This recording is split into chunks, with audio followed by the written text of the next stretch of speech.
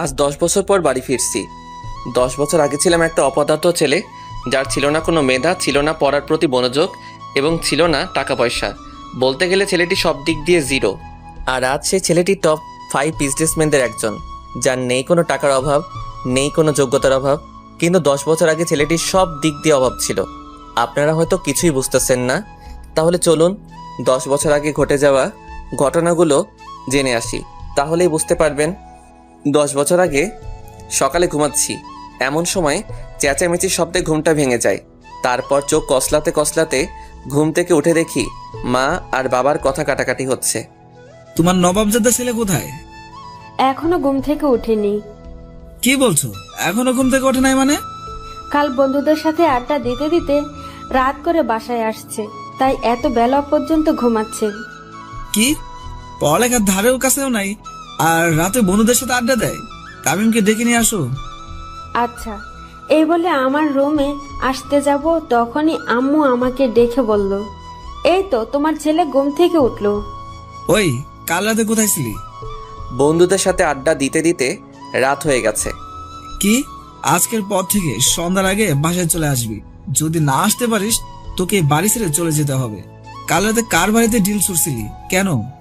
আজ থেকে যেন তোর নামে কোনো অভিযোগ না আসে, যদি আসে তাহলে বাড়ি থেকে চলে যেতে হবে। ওকে, আর কোনোদিন করব না। যদি এবার পরীক্ষা ফেল করিস তাহলে তোকে বিলে চাষ করতে হবে আমার সাথে। আপনাদের তো পরিচয়টা দেওয়া হয়নি। আমি তামিম, বাড়ির একমাত্র সন্তান, আর বাবা কৃষক, আর আমি ইন্টার ফাইনাল ইয়ারে পড়ি। এখন এতটুকুই, বাকিটুকু গল্পে জেনে নেবেন। আম্মু নাস্তা দাও, কলেজে যেতে হবে। তখন আব্বু বলল, কলেজে কি করবি? পড়ালেখা তো কিছুই করতে পারিস না। আব্বু আমাকে আরেকটা সুযোগ দেন। ঠিক আছে দিলাম, তবে শর্ত আছে একটা। আমি হ্যাঁ বোতক মাথা নাড়লাম। টেবিলে নাস্তা দিছি, খেয়ে কলেজে যা, আর কোনো ঝামেলা করিস না বাবা। আম্মু তুমি কোনো চিন্তা করিও না, আজ থেকে আর কারোর সাথে ঝামেলা করব না। তারপর নাস্তা করে কলেজে চলে এলাম। তারপর কলেজে ঢুকতেই কে যেন কলার টান মারলো। আমি পিছনে ফিরেই ঠাস করে কষে একটা মেরে দিলাম। সাথে সাথেই তোর সাহস কি করে হয় আমাকে থাপ্পড় মারার? আমি এতক্ষণ খেয়াল করিনি যে কে আমার কলার টানলো। আমি তো অবাক, কারণ আমার কলার একটা মেয়ে টেনে ধরেছে। কিন্তু মেয়েটা আমার কলার কেন ধরলো?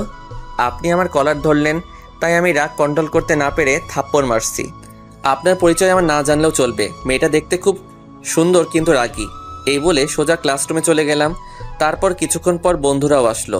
আর অন্যদিকে ওই খ্যাত ছেলেটির কি সাহস তোর মুখের ওপর কথা বলে, আর তুই ওকে কিছুই বললি না? কি রবণী, তুই ওই খ্যাত ছেলেটাকে ছেড়ে দিলি কেন? আমি এত সহজে ওই খ্যাটটারে ছেড়ে দেবো ভাবছিস? তোর কি কোনো প্ল্যান আছে? প্ল্যান আছে, আর সেটা ছুটি হলেই দেখতে পারবি। এখন ক্লাসে যাই। তারপর তারা ক্লাসে চলে আসলো। তখন রাফি আমার বন্ধু বলল, কিরে তোর আজ কি হলো? তোকে বউতে ধরা নেই তো? আমি তো ঠিক আছি, আর তোদের কেন মনে হলো আমাকে ভূতে ধরেছে? তখন রিয়াদ বলল, আসলে তুই তো কোনোদিন কলেজে আসিস না, তাই বলছি। আর কলেজে আসলেও তো তুই ক্লাস করিস না, তাই বললাম। হঠাৎ তাদের সাথে কথা বলতে বলতে দরজার দিকে তাকাতেই একটা মেয়েকে দেখে আমি অবাক। কারণ দরজা দিয়ে যেই মেয়েটি আসছে সেই আর কেউ নয়, সে হচ্ছে কিছুক্ষণ আগে যার সাথে ঝগড়া করছিলাম সেই মেয়েটা।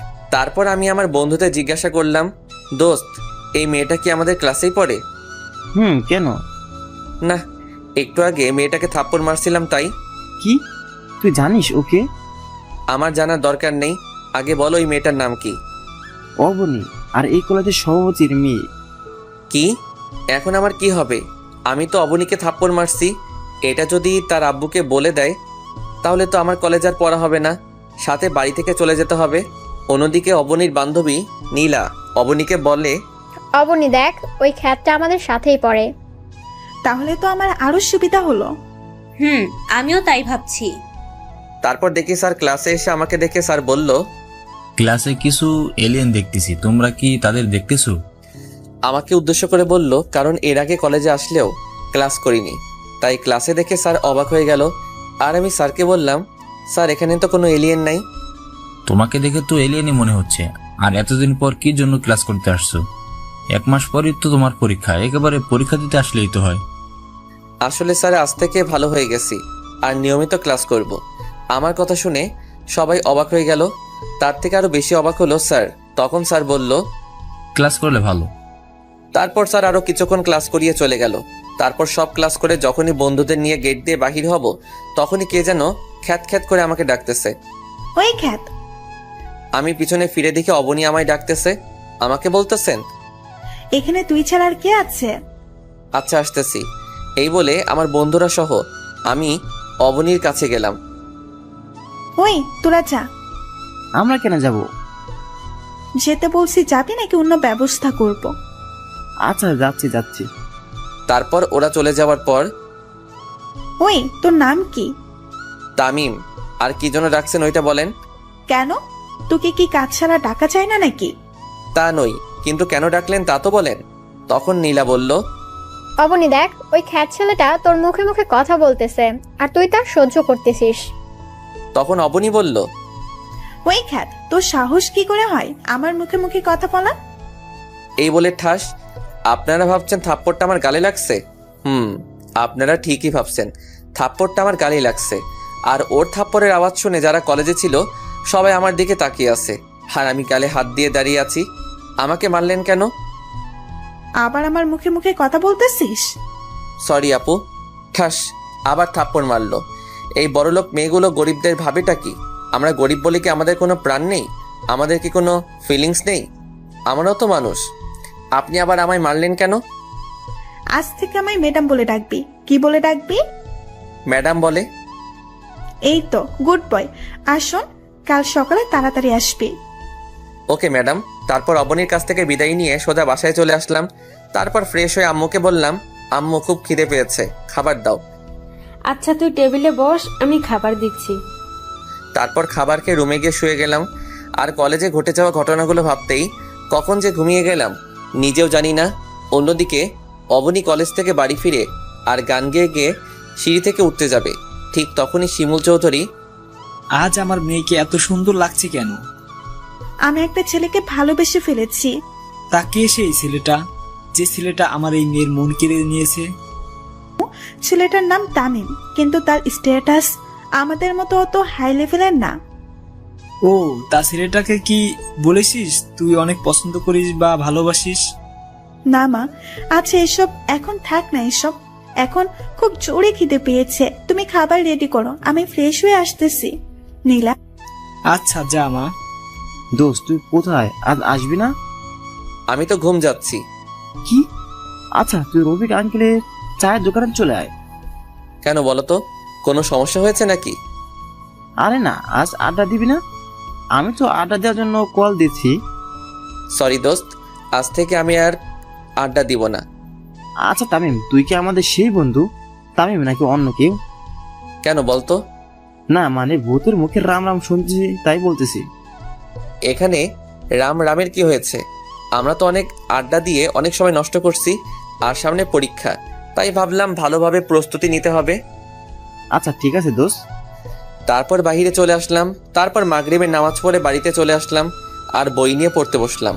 তারপর 10টার দিকে আম্মু খাবার জন্য ডাক দিল। তারপর ডিনার করে ঘুমিয়ে গেলাম।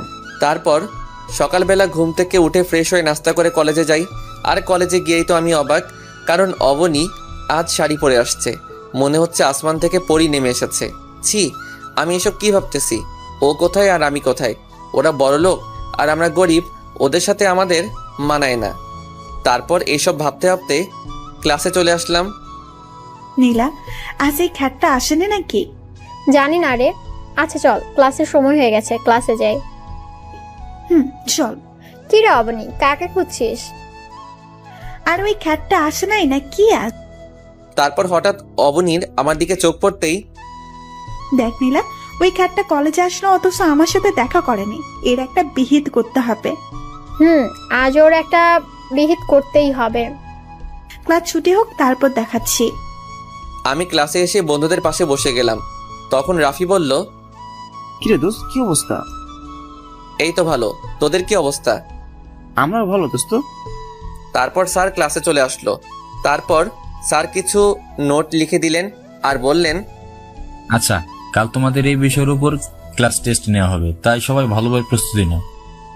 তারপর স্যার আরও কিছুক্ষণ ক্লাস করে চলে গেলেন। তারপর একে একে সব ক্লাস করে চলে আসতে যাব, তখন দেখি অবনী গেটের ওইখানে দাঁড়িয়ে আছে।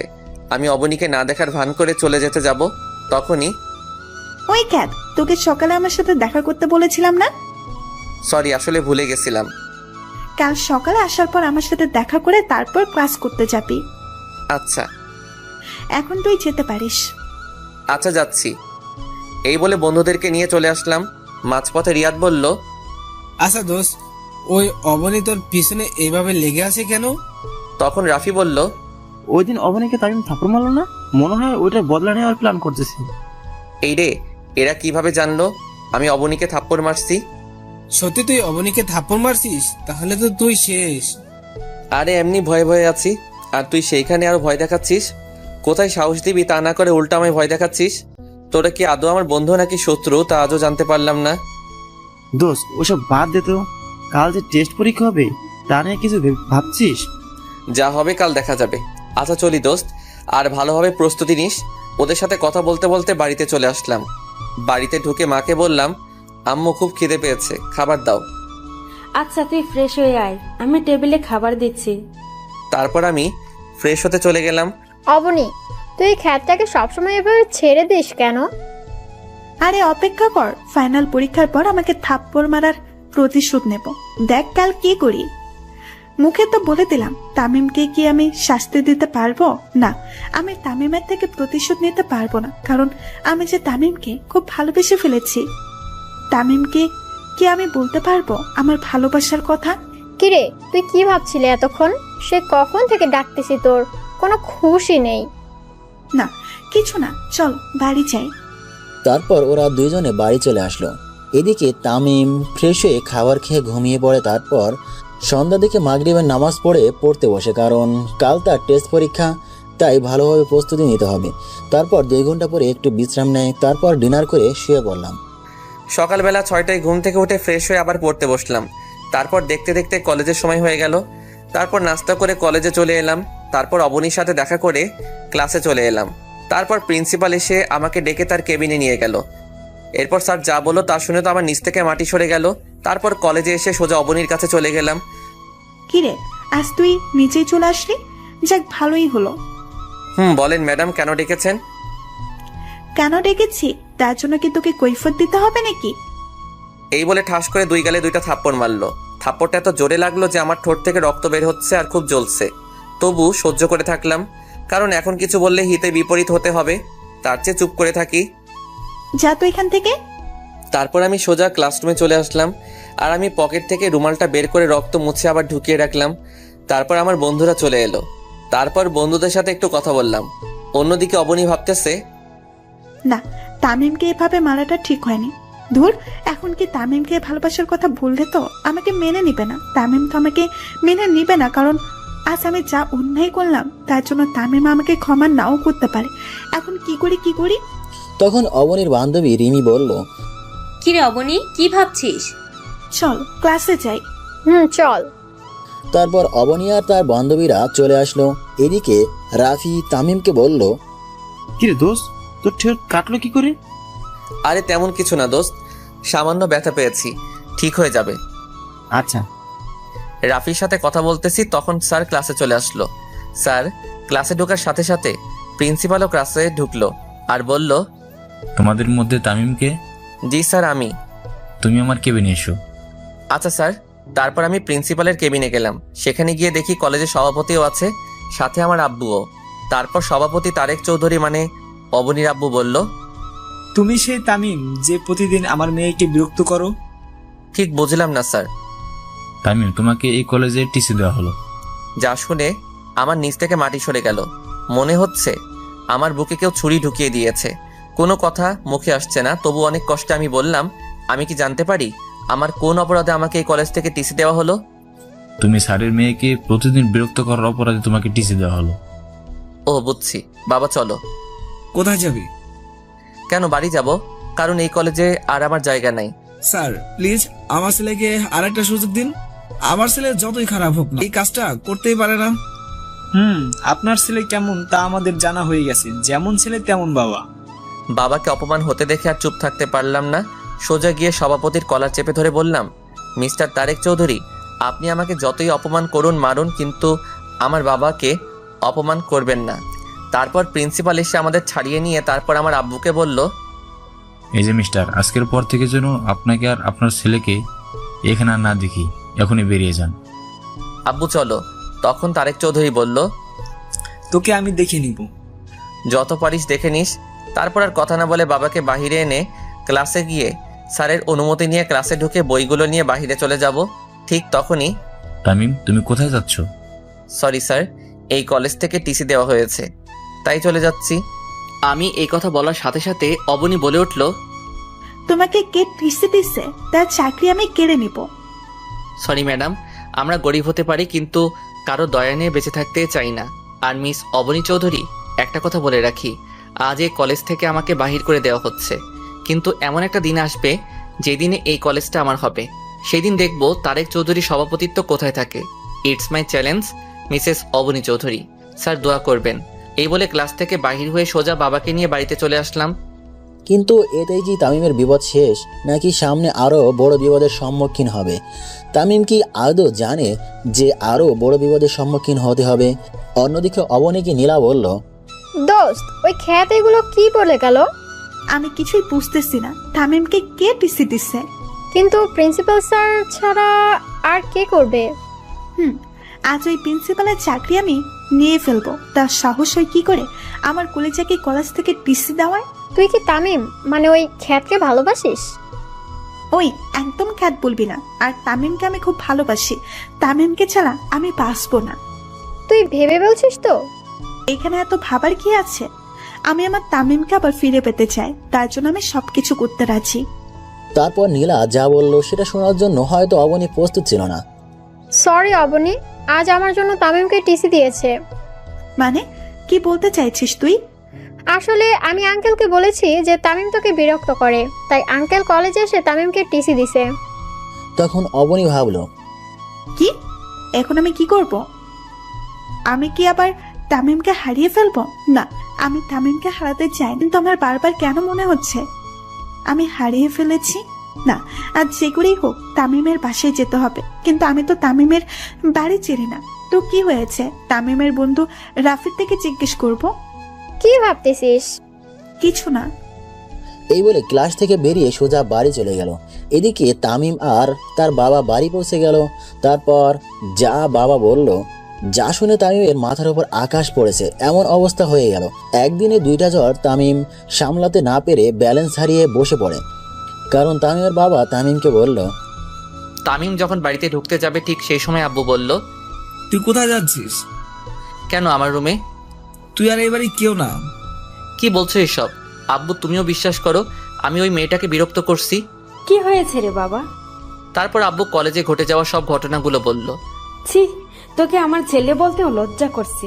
বেরিয়ে যা আমার বাড়ি থেকে। আম্মু শেষ পর্যন্ত আর বলতে না দিয়ে, আজ থেকে তোকে আমরা ত্যায্যপুত্র করলাম। তুই এই বাড়ি কেউ না, বেরিয়ে যা আমার বাড়ি থেকে। আর কোনোদিন যেন আমার মুখের সামনে না দেখি। এইসব কথা শুনে মনে হচ্ছে কেউ আমাকে লাঠি দিয়ে আমার মাথায় বাড়ি মারছে, আর মনে হচ্ছে যেন আকাশটা আমার মাথার উপর পড়ে গেছে। কিন্তু একসাথে দুইটা ঝড় কিভাবে সামলাবো? দুইটা ঝড় একসাথে সামলাতে না পেরে আমি ব্যালেন্স হারিয়ে বসে পড়লাম। কিছুক্ষণ পর বললাম, আর কোনোদিন এই বাড়িতে আসবো না, চলে যাচ্ছি। ভালো থেকো বাবা মা। অন্যদিকে অবনী নীলা তামিমের বাড়িতে গেল তামিমের খোঁজে। কিন্তু অবনী আদৌ জানে না যে সে তামিমকে হারিয়ে ফেলতে চলেছে। কিন্তু অবনী হাসি মুখিয়ে তামিমের বাড়িতে ঢুকলে তামিমের আম্মু বলল, তোমরা কারা মামনি? আমি অপনি। আন্টি তামিম আছে? তামিম তো অনেক আগে এ বাড়ি ছেড়ে চলে গেছে। কি? তামিম কোথায় গেছে? আন্টি আমি যে তামিমকে খুব ভালোবাসি। কিন্তু ও তো কোনোদিন বলেনি যে ও কাউকে পছন্দ করে। আমার ভুলের জন্য তামিমের আজ এই অবস্থা। কি ভুল করেছো মামনি? আমার জন্যই তো তামিমকে টিসি দিচ্ছে। তুমি যা করলে তার কোনো ক্ষমা নাই। তোমার জন্য আমার নির্দোষ ছেলেটা কষ্ট পাচ্ছে। বেরিয়ে যাও আমার বাড়ি থেকে। আন্টি। আর কিছু বলতে পারলো না, কারণ তামিমের আম্মু দরজা বন্ধ করে দিয়ে চলে যায়। অবনী চিন্তা করে, আজ আমার জন্য তামিমের এই অবস্থা। তামিম এখন কোথায় আছে, কি করছে? আচ্ছা, রেল স্টেশনে গিয়ে দেখি সেখানে তামিম আছে নাকি, থাকলেও তো থাকতে পারে। তারপর অবনী রেল স্টেশনের দিকে ছুটে যায়, কিন্তু কপাল খারাপ, সেখানেও তামিম নেই। এদিকে তামিম তার সব সার্টিফিকেট আর মোবাইল আর কিছু জামানো টাকা ছিল সব কিছু নিয়ে বেরিয়ে পড়লো অজানা রাস্তার পাড়ি দিতে, আর বলল, জানি না কোথায় এই রাস্তার সমাপ্তি হবে, জানি না এখন কোথায় থাকবো। তারপর এইসব ভাবতে ভাবতে হাঁটতেছি। তারপর রেল স্টেশনে গিয়ে ট্রেনের জন্য অপেক্ষা করলাম। অবশেষে অপেক্ষার সমাপ্তি ঘটে। স্টেশনে ঢাকাগামী ট্রেনটাতে উঠে পড়লাম। তারপর ট্রেনটা নিজের মতো করে চলতে লাগলো, আর আমি বাহিরের দৃশ্য উপভোগ করতে লাগলাম। আর কিছুক্ষণ আগে ঘটে যাওয়া ঘটনাগুলো ভাবতেছি, কি থেকে কি হয়ে গেল। এটা তো হওয়ার ছিল না, কিন্তু যা হওয়ার তা তো হবেই, কারণ এটাই যে নিয়তির খেলা। নিয়তির খেলা হিসেবে আমাকে তো মেনে নিতেই হবে। এসব ভাবতেই নিজের অজান্তেই চোখে দিয়ে পানি চলে এলো। দেখতে দেখতে সন্ধ্যা হয়ে গেল। 8টার দিকে ট্রেনটা স্টেশনে থামলো। আমি স্টেশনে নেমে মোবাইল থেকে সিমটা খুলে ফেললাম আর নতুন সিম ঢুকিয়ে নিলাম। তারপর একটা দোকানে ঢুকে রাতের খাবারটা খেয়ে নিলাম। তারপর খাবার খেয়ে আবার আনমনে ফুটপাত দিয়ে হাঁটতেছি। রাতের অন্ধকারে জ্যোৎস্না চাঁদের আলোয় যেন রাস্তাটা যেন সৌন্দর্যের শোভা পেল। এইভাবে হাঁটতে হাঁটতে কিছু দূর গিয়ে মোবাইলটা হাতে নিয়ে দেখি 12টা বাজে, আর মোবাইলে দেখি 6% চার্জ আছে। তারপর আশেপাশে চেয়ে দেখি পুরো রাস্তা ফাঁকা, শুধু আমি একা রাস্তায় হাঁটতেছি আর জ্যোৎস্না রাতের সৌন্দর্য উপভোগ করতেছি। কিন্তু এই সৌন্দর্য যে এখন আর আমার ভালো লাগে না, কারণ আমি আমার প্রিয় 2টা জিনিস যে হারিয়ে ফেললাম। কিন্তু কি করব, এইসব নিয়ে চিন্তা করে লাভ নেই। এখন আমার ক্যারিয়ার নিয়ে ভাবতেছি। হঠাৎ দেখি কয়েকজন ছেলে একটা লোকের সাথে ধস্তাধস্তি করতেছে। আমি বাধা দিতেই ওরা আমার পেটে ছুরি ঢুকিয়ে দিয়েই পালিয়ে যায়। এরপর আর কিছু মনে নেই। তারপর যখন চোখ খুললাম তখন দেখি যে মানুষটাকে বাঁচাতে গিয়ে আমি আঘাত পেয়েছি। সেই লোকটি আর একটা মেয়ে আমার পাশে বসে আছে, হয়তো তার মেয়ে হবে। লোকটি আমার চোখ খুলতে দেখে বলল, তোমার এখন কেমন লাগছে? ভালো, কিন্তু একটু ব্যথা করছে। আস্তে আস্তে ঠিক হয়ে যাবে। আচ্ছা, তোমার নাম কি? তামিম। আর আপনি কে আঙ্কেল? আমি আরিফ চৌধুরী, চৌধুরী গ্রুপ অফ ইন্ডাস্ট্রিজের মালিক। আর ইনিকে? তখন মেয়েটি বলল, আমি মাইশা চৌধুরী। আচ্ছা, তোমার বাবা মার নাম্বারটা দাও। আর তুমি কোথায় থাকো? আমার তো কেউ নাই আঙ্কেল, আর আমি ঢাকায় কাল রাতে আসছি। কে বলেছে তোমার কেউ নেই? আজ থেকে তুমি আমাদের সাথেই থাকবে। না আঙ্কেল, আপনারা আমার জন্য অনেক করছেন। আপনাদের এই ঋণ আমি কোনোদিন শোধ করতে পারবো না। কিসের ঋণ? বাবার কাছে ছেলের ঋণ থাকে না। আজ থেকে তুমি আমাদের সাথেই থাকবে।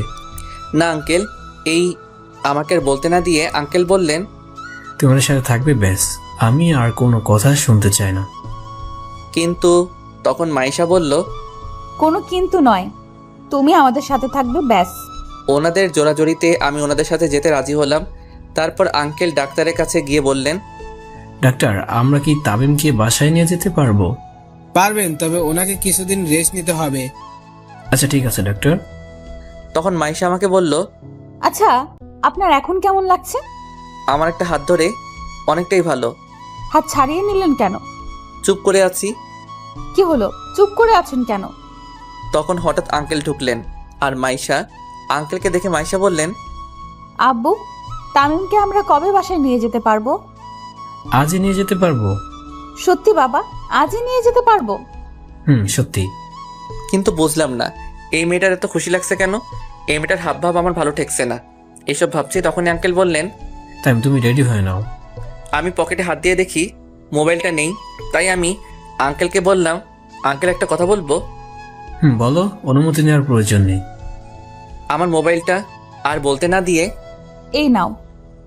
আমি মোবাইলটা হাতে নিতেই অবাক হয়ে যাই, কারণ 100% চার্জ আছে। হাতে দেখে আমার মোবাইলের ওয়ালপেপারে মাইশার পিক, কিন্তু ওর পিক আমার মোবাইলে। ওর পিক দিল কেন? আমি মাইশার দিকে তাকাতেই দেখি মাইশা চুপি চুপি হাসতেছে, কিন্তু আমার মাথায় কিছুই ঢুকতেছে না। এই মেয়ের মতলবটা কি? আমি আর কিছু না ভেবে আঙ্কেলকে বললাম, আঙ্কেল আমি রেডি।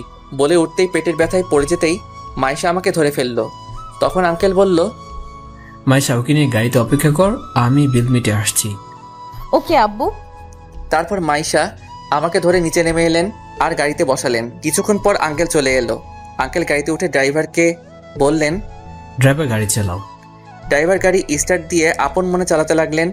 কিছুতে যাওয়ার পর গাড়ি একটা বাড়ির সামনে থামলো, আর মাইশা আমাকে ধরে বাড়ির ভিতর নিয়ে গেল। তারপর একটা রুমে নিয়ে গিয়ে বসালো। তারপর মাইশা বাহিরে চলে গেল, আর আমি খাটে বসে এদিক ওদিক চোখ বোলাতে লাগলাম। রুমটা খুব সুন্দর করে গোছানো, আর চারিদিকে মাইশার ছবি লাগানো। তার মানে এটা মাইশার রুম, কিন্তু মাইশা আমাকে ওর রুমে আনলো কেন? এইসব ভাবতেছি, হঠাৎ মাথা ব্যথা করছে, তাই শুয়ে পড়লাম। আর বাবা মায়ের কথা ভাবতেছি, হঠাৎ খেয়াল করলাম চোখ থেকে পানি ঝরছে। বাবা মায়ের কথা ভাবতে ভাবতে কখন যে ঘুমিয়ে পড়লাম নিজেও জানি না। তারপর যখন ঘুম থেকে উঠলাম তখন অনুভব করলাম কেউ আমার মাথায় হাত বুলিয়ে দিচ্ছে। আমি চোখ খুলতেই দেখি মাইশা আমার মাথায় হাত বুলিয়ে দিচ্ছে। আমি চোখ খুলতে দেখে মাইশা হাত সরিয়ে বলল, ও ঘুম থেকে উঠেছেন, যান গিয়ে ফ্রেশ হয়ে আসেন। কিছু খেতে হবে, না হলে ওষুধ খাবেন কিভাবে? আমি অসহায় দৃষ্টিতে তাকিয়ে আছি, কারণ আমি হাঁটতে চাইলে পড়ে যাব, কারণ আমার পেটে ব্যথা হবে। আমার তাকিয়ে থাকা দেখে মাইশা বলল, আপনি তো ভালোভাবে হাঁটতেও পারবেন না। তারপর মাইশা আমাকে ধরে ওয়াশরুমে নিয়ে গেলেন, আমাকে ফ্রেশ করে এনে আমাকে বিছানায় বসালেন। তারপর আবার মাইশা রুমের বাইরে চলে গেলেন। কিছুক্ষণ পর কিছু খাবার এনে আমার পাশে বসলো। মাইশা খাবারগুলো বেড়ে আমাকে খাইয়ে দিতে চাইলেন। আমি বাধা দিতে চাইলে আমার বাধা না মেনে আমাকে খাইয়ে দিতে লাগলেন। খাওয়া শেষে ওষুধ খাওয়াই দিয়ে আবার চলে গেলেন। এভাবে কিছুদিন পার হয়ে গেল। এখন আমি অনেকটাই সুস্থ। এই কয়দিনে মাইশা আমার অনেক কেয়ার করেছে। অন্যদিকে অবনী তামিমের দেখা না পেয়ে দরজা বন্ধ করে কান্না করতে থাকে আর বলতে থাকে, তামিম, তুমি কোথায় হারিয়ে গেলে? পাওয়ার আগে তোমাকে হারিয়ে ফেললাম। জানি না কোনোদিন তোমার দেখা পাবো কি না, তবু আমার দৃঢ় বিশ্বাস তুমি আবার আমার কাছে ফিরে আসবে। কিন্তু কবে ফিরে আসবে তুমি? এইসব ভাবতেছে তখনই অবনীর মা দরজায় কড়া নেড়ে বলল, মা, আর কতদিন এইভাবে থাকবি? এখন কিছু খেয়ে নে, সকাল থেকে কিছু খাসনি। মা তুমি যাও তো, আমার খিদে নেই। তা বললে তো হবে না, আজ একটু খেয়ে নে মা। তুই না খেলে কি তামিম তোর কাছে ফিরে আসবে? মা আমি এখন কি করব? আমি যে তামিমকে খুব ভালোবেসে ফেলেছি। তোর ভালোবাসা যদি সত্যি হয় তাহলে তামিম আবার তোর কাছে ফিরে আসবে। তাই যেন হয় মা। দোয়া করি যেন তামিম আবার তোর কাছে ফিরে আসে। এই খাবারটা খেয়ে নে। অবনী দরজাটা খুলে দেয় আর খাবারগুলো খেয়ে ঘুমিয়ে পড়ে। হঠাৎ অবনী স্বপ্ন দেখে। অবনীর মন খারাপ, তাই অবনী বাড়ি থেকে হাঁটতে হাঁটতে পার্কের দিকে যেতে থাকে। কিছুক্ষণ হাঁটার পর পার্কে পৌঁছে যায়, কিন্তু পার্কে যখন ঢোকে তখন অবনী দেখতে পায় একটা ছেলে আর একটা মেয়ে কাঁধে মাথা রেখে কথা বলছে। অবনী আর একটু এগিয়ে গিয়ে আরও ভালো করে লক্ষ্য করে দেখে ছেলেটাকে সেই চেনে। ছেলেটি আর কেউ নয়, ছেলেটি হলো তামিম। কিন্তু অবনী পাশে থাকা মেয়েটিকে চিনতে পারেনি। তাই অবনী তামিমের কাছে যখন যায় তখন তামিম আর মেয়েটি চলে যেতে থাকে। কিছুক্ষণ যাওয়ার পর দেখে তামিম আর মেয়েটি উদাও হয়ে যায়। অবনী না বলে চিৎকার দিয়ে ওঠে, যার কারণে শিমুল চৌধুরীর ঘুমও ভেঙে যায়। অবনী চিৎকার করায় শিমুল চৌধুরী বলল, কি হয়েছে মা, চিৎকার করলি কেন? মা তামিম আমাকে ছেড়ে চলে গেছে। তুই খারাপ স্বপ্ন দেখছিস হয়তো। আচ্ছা এখন ঘুমিয়ে পড়। ওকে মা। অবনী তামিমের কথা ভাবতে ঘুমিয়ে পড়ে। এদিকে ফ্রেশ হতেই বাইরে বের হতেই মাইশা রুমে আসলো আর তামিমকে বলল, চলো ডিনার করতে। আপনি যান, আমি আসতেছি। মাইশা চলে গেল। আমিও কিছুক্ষণ পর নিচে এলাম। নিচে এসে চেয়ারে বসলাম। তারপর মাইশা প্লেটে খাবার বেড়ে দিল। আমি খেতে লাগলাম। খাওয়ার মাঝখানে আঙ্কেল বলে উঠল, তামিম, তোমার এখন কেমন লাগছে? আঙ্কেল পুরোপুরি ভালো। তুমি কোন ইয়ারে পড়ো? ইন্টারের ফাইনাল ইয়ারের পরীক্ষা দিব, কিন্তু দিতে পারিনি। কাল তোমাকে মাইশার কলেজে ভর্তি করে দেব। আচ্ছা ঠিক আছে আঙ্কেল। তোমার সার্টিফিকেটগুলো আছে তোমার সাথে? আছে। মাইশা, তাহলে কাল তামিমকে নিয়ে ভর্তি করে দিস। ওকে বাবা। না, তার দরকার হবে না, আমি নিজেই ভর্তি হয়ে নিব। আচ্ছা, তোমার যা ভালো মনে হয়। আচ্ছা, আরেকটা কথা ছিল। কি কথা আঙ্কেল, বলেন। এরপর আঙ্কেল যা বললেন তা শুনে তো আমি অবাক। কাল থেকে তুমি ক্লাস করে আমার সাথে অফিস সামলাবে। এটা শোনার পর আমি অবাক হয়ে গেলাম। আঙ্কেল এটা কি বলল? আমাকে চিনে না অথচ আমাকে বিশ্বাস করে তার কোম্পানির দায়িত্ব নিতে বলছেন। কিন্তু আমি তো এই দায়িত্বটা নিতে পারবো না। আঙ্কেল এসব কি বলেন? আমার পক্ষে সম্ভব না আঙ্কেল। কেন সম্ভব না? কারণ আপনার কোম্পানি সামলানোর মতো যোগ্যতা আমার নাই। কাল থেকে তুমি আমার সাথে অফিস সামলাবে। কিন্তু আর বলতে না দিয়ে আঙ্কেল বলল, কোনো কিন্তু না, তুমি অফিস সামলাবে মানে সামলাবে। আমি আর কোনো কিছু শুনতে চাই না। কিন্তু আঙ্কেল আপনি আমাকে চিনেন না, জানেন না, অথচ আমাকে আপনার কোম্পানি সামলানোর দায়িত্ব দিচ্ছেন কেন? কারণ আমি জানি তুমি কোনোদিন আমার সাথে বিশ্বাসঘাতকতা করবে না, এটা আমার বিশ্বাস। আপনি আমাকে এতটা বিশ্বাস করেন? আচ্ছা, আমি যদি কোনোদিন আপনার সাথে ভুলে বিশ্বাসঘাতকতা করে ফেলি, আল্লাহ না করুক, তখন কি আমার ক্ষমা হবে? যদি তা ক্ষমার অযোগ্য হয়? চাই তুমি কোনোদিন আমার সাথে বিশ্বাসঘাতকতা করবে না, আর করলেও নিজের ছেলেকে শাস্তি দিব, তারপর আবার আপন করে নেব। আঙ্কেল বলল। আমার নিজের অজান্তে চোখ দিয়ে পানি ঝরতেছে। মাইশা তা খেয়াল করতে পেরে বলল, কি হলো, তুমি কাঁদছো কেন? মা বাবার কথা মনে পড়তেছে তো, তাই হয়তো কান্না পাচ্ছে। আর যদি তারা থাকতো তাহলে কতই না ভালো হতো। ভাবি, তুমি কি আমাকে এখনো আপন ভাবতেই পারোনি? তা না আঙ্কেল, এই বলে খাবার রেখে ছাদে চলে আসলাম। কি হলো, এভাবে চলে গেলে কেন? হয়তো বাবা মার কথা মনে পড়ছে, হয়তো তাই মনে হয় চলে গেছে। হয়তো মন খারাপ হয়েছে, তুই গিয়ে দেখ তো।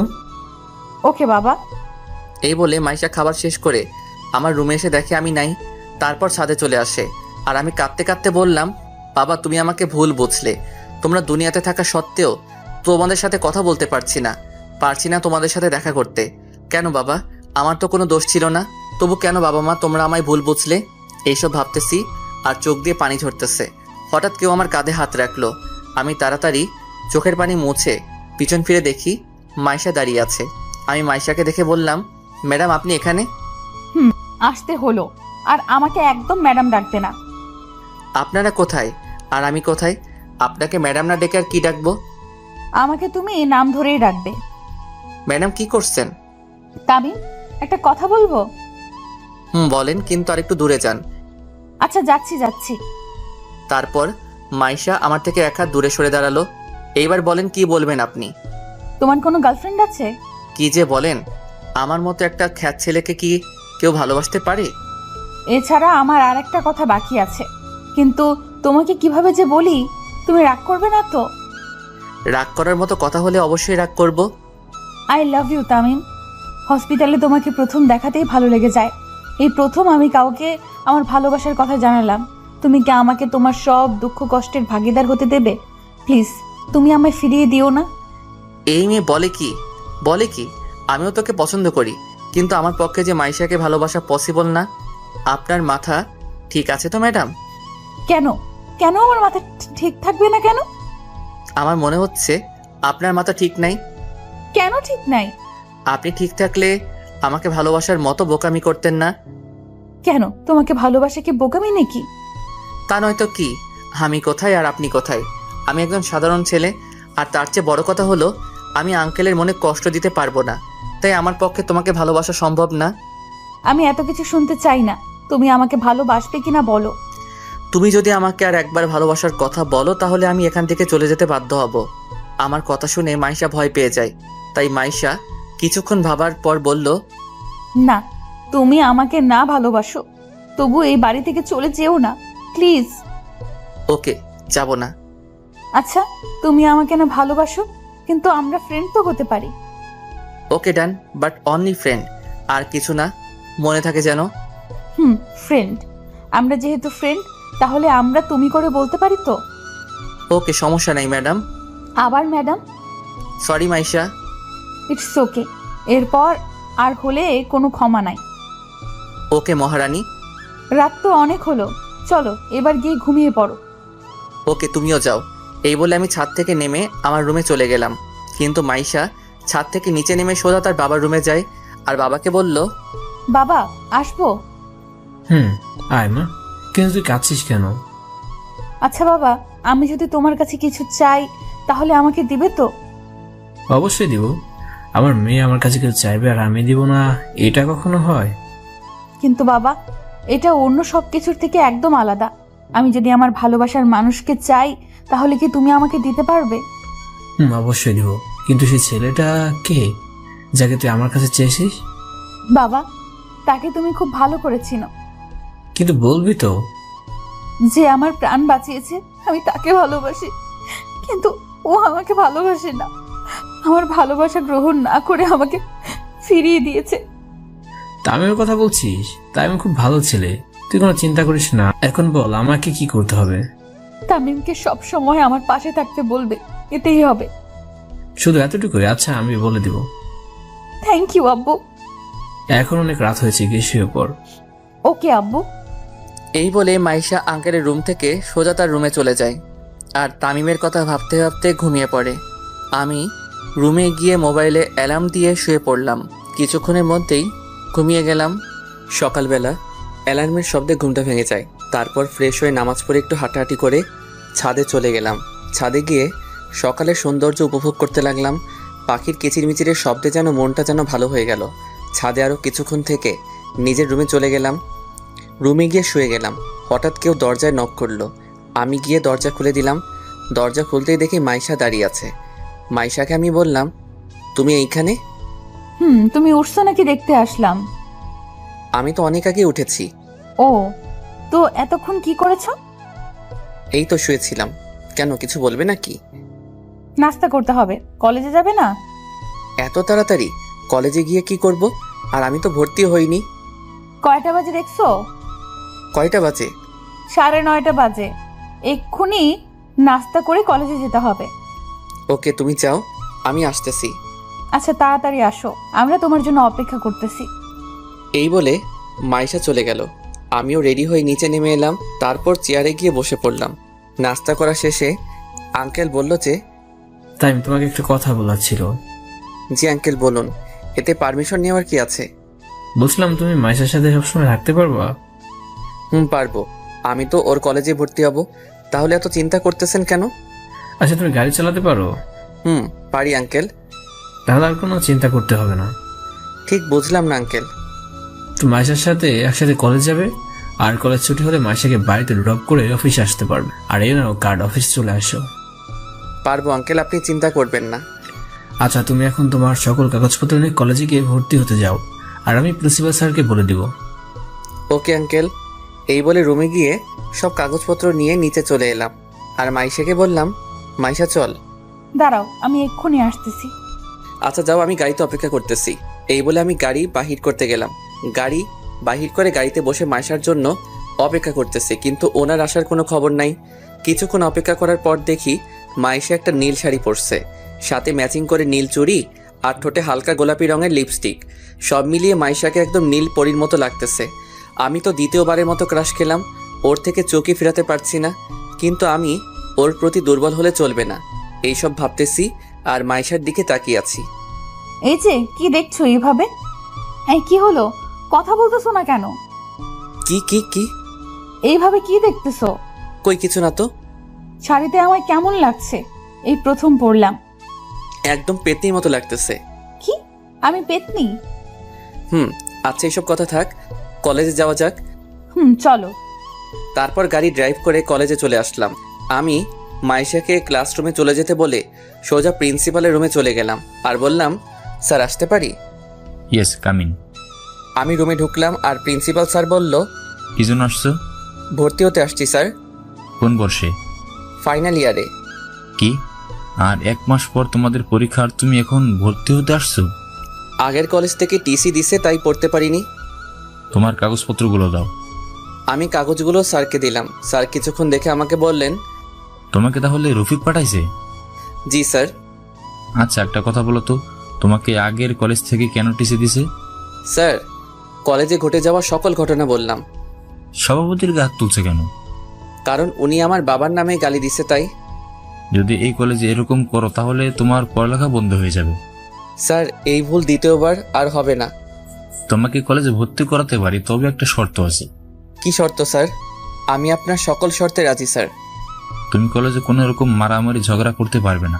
যে কোনো অবস্থা দিয়ে তুমি ঝগড়া করবে না। যদি করো তাহলে তোমাকে এই কলেজ থেকে টিসি দেওয়া হবে, এবং যাতে অন্য কলেজে না ভর্তি হতে পারো সেই ব্যবস্থা করা হবে। ওকে স্যার, আমার দ্বারা এই কলেজে কোনো ঝগড়া হবে না। ওকে, এখন ক্লাসে যাও আর ভালোভাবে লেখাপড়া করো। আর 1 মাস পর তোমাদের ফাইনাল পরীক্ষা। স্যার, আমি তো ফাইনাল ইয়ারের রুম চিনি না। এখান থেকে বাহির হয়ে নিচে নেমে অপর বিল্ডিং এর 2য় তলায় তোমাদের ক্লাসরুম। ধন্যবাদ স্যার। এই বলে প্রিন্সিপাল স্যারের রুম থেকে বাহির হয়ে সোজা ক্লাসে চলে গেলাম। ক্লাসে গিয়ে দেখি স্যার ক্লাস করাচ্ছেন। আমি স্যারকে বললাম, may I coming sir? Yes, coming. তোমার নাম কি? তামিম, কলেজে নতুন আসছি। ওকে, সিটে গিয়ে বসো। আমি এদিক ওদিক তাকাতে লাগলাম, কিন্তু কোথাও জায়গা খালি নাই। আমি একটু এগোতেই একটা মেয়ে আমাকে তার পাশে বসতে বলল। আমি আর কোনো উপায় না পেয়ে তার পাশে বসলাম। স্যার কিছু নোট লিখে দিছেন, সেইগুলো তুলে নিলাম। স্যার ক্লাস করিয়ে চলে গেলেন। স্যার ক্লাস করিয়ে চলে গেলে আমার পাশে থাকা মেয়েটি বলল, হাই, আমি সুমাইয়া। আপনি? জি আমি তামিম। আচ্ছা, আমরা কি ফ্রেন্ড হতে পারি? সরি না। এরই মধ্যে স্যার ক্লাসে চলে আসলো। তবু এই মেয়ের বকবকানি বন্ধ হচ্ছে না। কেন? নিজেকে কি মনে করেন একটা মেয়ে নিজ থেকে আপনাকে ফ্রেন্ড হওয়ার অফার করতেছেন বলে কি সেলিব্রিটি হয়ে গেছেন নাকি? আচ্ছা ফ্রেন্ড, এখন একটু চুপ থাকুন। স্যার ক্লাস করাচ্ছে, দেখতেছেন না নাকি? ওকে, চুপ থাকলাম। আচ্ছা, আমরা যখন ফ্রেন্ড, তো তুমি করে বলা যায় না? যা ইচ্ছা বলেন, তবু কথা একটু কম বলেন। ওকে, আর কথা বলবো না। একে একে সব ক্লাস করে বাইরে এসে গাড়ির পাশে মাইশার জন্য অপেক্ষা করতেছি, কিন্তু এখনো আসতেছে না কেন? কিছুক্ষণ পর দেখি সুমাইয়া আর মাইশা একসাথে বাহির হচ্ছে। তারপর মাইশা এসে বলল, সুমাইয়াও আছে, এই মেয়েটা এখানে কেন? চলো তামিম, একটা রেস্টুরেন্টে যাই। রেস্টুরেন্টে কেন? আমার খুব খিদা লাগছে। এত কথা না বলে তাড়াতাড়ি গাড়িতে উঠে রেস্টুরেন্টে চলো। Okay madam.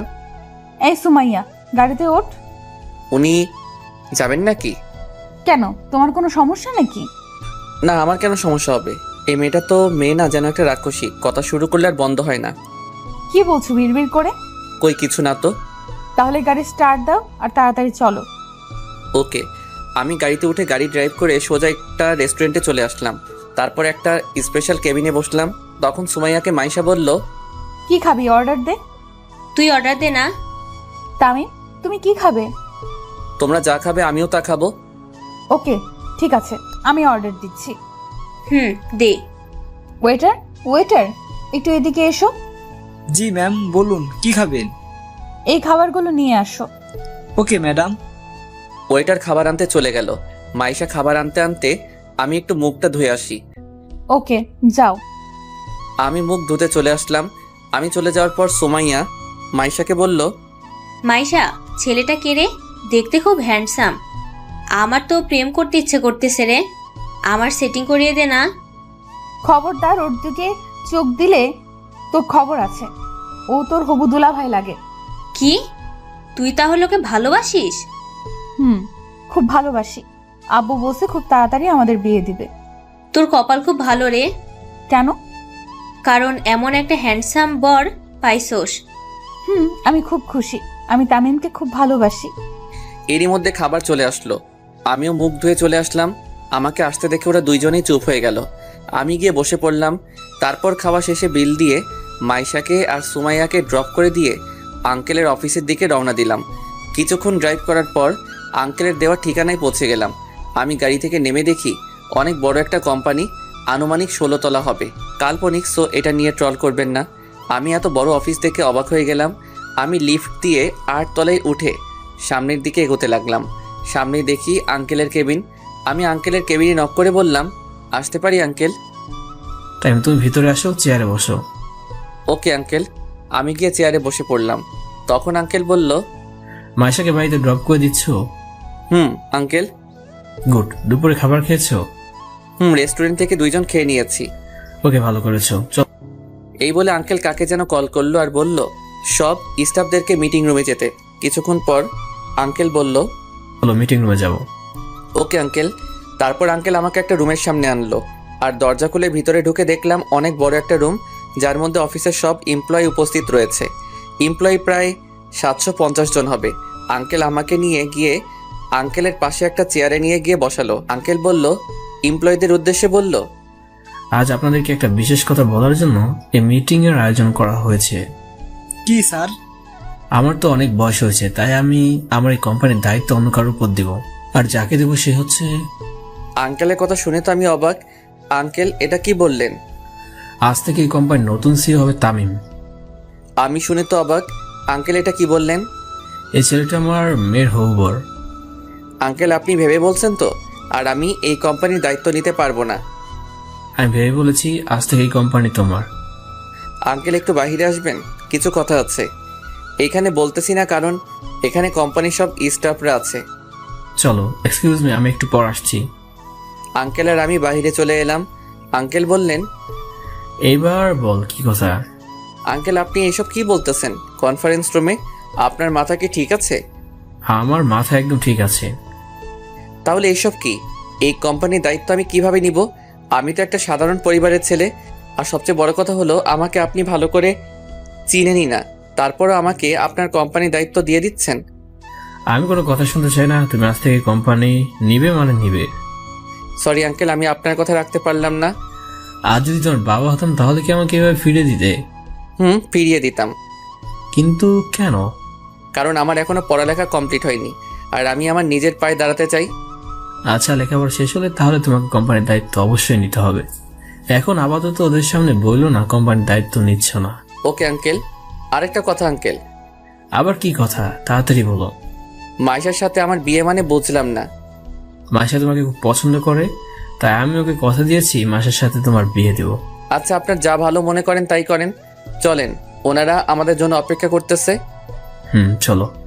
দুইজনে আবার কনফারেন্স রুমে চলে আসলাম। আঙ্কেল আবার বললেন, আচ্ছা, আজ থেকে তামিম এই কোম্পানির দায়িত্ব নেবে, আর যতদিন পড়াশোনা শেষ হবে না ততদিন পর্যন্ত আমিই থাকবো। আর আপনাদের একটা সুখবর দেওয়া আছে, আগামী মাসের 26 তারিখে তামিম আর মাইশার এঙ্গেজমেন্ট। সো সবাইকে অগ্রিম দাওয়াত দিলাম। পার্থ, তুমি তামিমকে অফিসে সবকিছু বুঝিয়ে দাও, বাকিরা সবাই নিজ নিজ কাজ করেন। তারপর পার্থ সাহেব একে একে সব আমাকে বুঝিয়ে দিলেন, কিন্তু আমি একটু কম এডুকেটেড হওয়ায় সব কিছু বুঝতে পারিনি, তবে কিছু কিছু বুঝতে পারছি। এরপর আমি সব কিছু বুঝে নিয়ে আঙ্কেলের কেবিনে গিয়ে আঙ্কেলকে বললাম, আঙ্কেল আমার কি আর কোনো কাজ আছে? নাই, কেন? তোমার কি কোনো কাজ আছে? আসলে আঙ্কেল, কয়েকদিন পরে আমাদের পরীক্ষা, তাই আমার প্রস্তুতি নেওয়া দরকার। যাওয়ার ভালোভাবে পড়েও। Okay uncle. এই বলে আমি অফিস থেকে বাহির হয়ে সোজা গাড়ি নিয়ে বাড়িতে চলে আসলাম। বাড়িতে এসে গাড়ি পার্ক করে সোজা রুমে চলে গেলাম, আর রুমে গিয়ে দেখি মাইশা আমার খাটে ঘুমিয়ে আছে। ঘুমন্ত অবস্থায় ওকে একদম পরীর মতো লাগতেছে।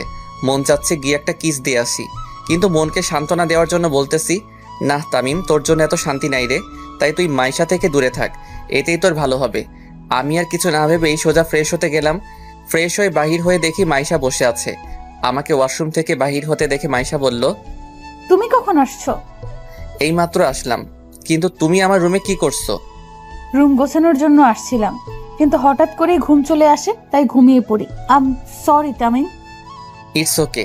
আর যেন আমার রুমে ঘুমিয়ে যেতে না দেখি। আমার বাড়িতে থাকো আর আমাকে তোমার রুমে ঘুমাইতে না বলছো? কি হাস্যকর, তাই না? ওকে, তুমি যখন বলছো তাহলে আর ঘুমাবো না। তাই তো আমি তার বাড়িতে থাকি, অথচ আমি তাকেই বলছি আমার রুমে না আসতে। সত্যি হাস্যকর ব্যাপার।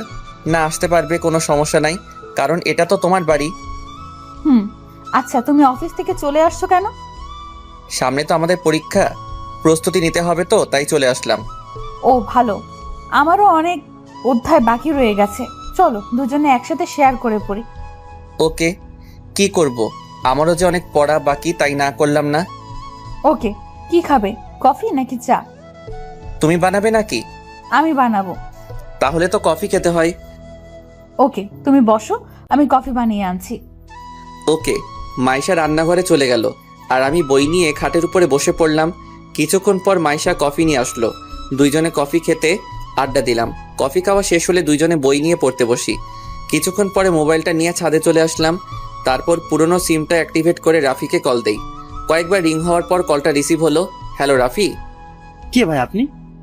তোর বাপ বলতেছি। ধুর, আমার বাপ এখন আমার সামনে বসে আছে, তুই আবার আমার কোন মায়ের জামাই রে? রাফি, ফাইজলামও বাদ দে, বল তোরা কেমন আছিস রে? আমরা ভালো আছি না খারাপ আছি, তার তোর খবর নেওয়ার কি দরকার? 2 মাস হয়ে গেল আমাদের কোনো খবর নিসনি। আসলে সরি ভাই, আমি খুব কষ্টে ছিলাম, তাই তোদের সাথে কথা বলতে পারিনি। কি কষ্ট রে ভাই, আর তুই এখন কোথায় আছিস? আমি এখন ঢাকায় আছি। আচ্ছা, আব্বু আম্মু কেমন আছে রে? ওদের জন্য খুব মন খারাপ করছে। আঙ্কেল আন্টি একদম ভালো নেই। তুই যাওয়ার পর এমন একটা দিন নাই যে আঙ্কেল আন্টি তোর কথা জিজ্ঞাসা করেনি। কি কি জিজ্ঞেস করছিল রে, বল না। তুই কোথায় যাচ্ছিস, তুই কোথায় আসিস, আমাদের সাথে তোর কথা হয় কিনা। আন্টি বলেছে তোকে নাকি ভুল বুঝে বাড়ি থেকে বাইরে করে দিছে, কিন্তু কেন? আচ্ছা রাফি, আম্মুকে আমাকে ক্ষমা করছে? আন্টি তো আমাদের সাথে কথা হলেই বলে, রাফি তোমরা আমার ছেলের সাথে কথা হলে বলবা বাড়ি ফিরে আসতে। আমরা তাকে ক্ষমা করে দিছি। সত্যি? কিন্তু কিসের জন্য এই ক্ষমা আমি তো কিছু বুঝি নাই, আমাকে একটু বলবি? পরে বলবো। আর আমি কালই চট্টগ্রাম চলে আসবো, কারণ আমার আম্মু আব্বু যখন ক্ষমা করে দিছে তাহলে আমি চলে আসবো বাড়িতে। কিন্তু কিসের জন্য ক্ষমা, আমাকে একটু বল। আগে আমি আসি, তারপর বলবো নি। আমি তো কালকে চট্টগ্রাম ফিরে আসতেছি, তখন না হয় জানতে পারবি। ওকে, কাল কয়টায় আসবি? সকালের বাসে চলে আসবো। আচ্ছা, পরে কথা হবে রে। ওকে দোস্ত, ভালো থাকিস। রাফির সাথে কথা বলে কলটা কেটে দিয়ে পিছনে ফিরে তাকিয়ে দেখি তো আমি অবাক, ও এখানে কখন আসলো? তামিম, তুমি এতক্ষণ কার সাথে কথা বলছিলে? আমার বন্ধুর সাথে।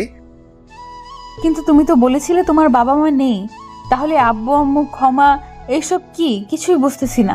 আর তুমি কাল কোথায় যেন যাবে বলেছিলে? সবকিছু যখন জেনেই গেছেন তাহলে সত্যিটা বলেই ফেলি। কি সত্যি বলো?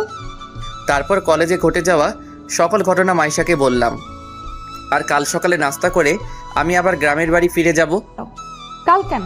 একবারে পরীক্ষা দিয়ে যাও, কারণ পরীক্ষার তো আর বেশি দিন নাই। তাই ওকে, পরীক্ষা দিয়েই যাব, কারণ পরীক্ষা দিতে না পারলে পরবর্তীতে আবার একই ক্লাসে ভর্তি হওয়া অনেক লজ্জার ব্যাপার, তাই না করিনি।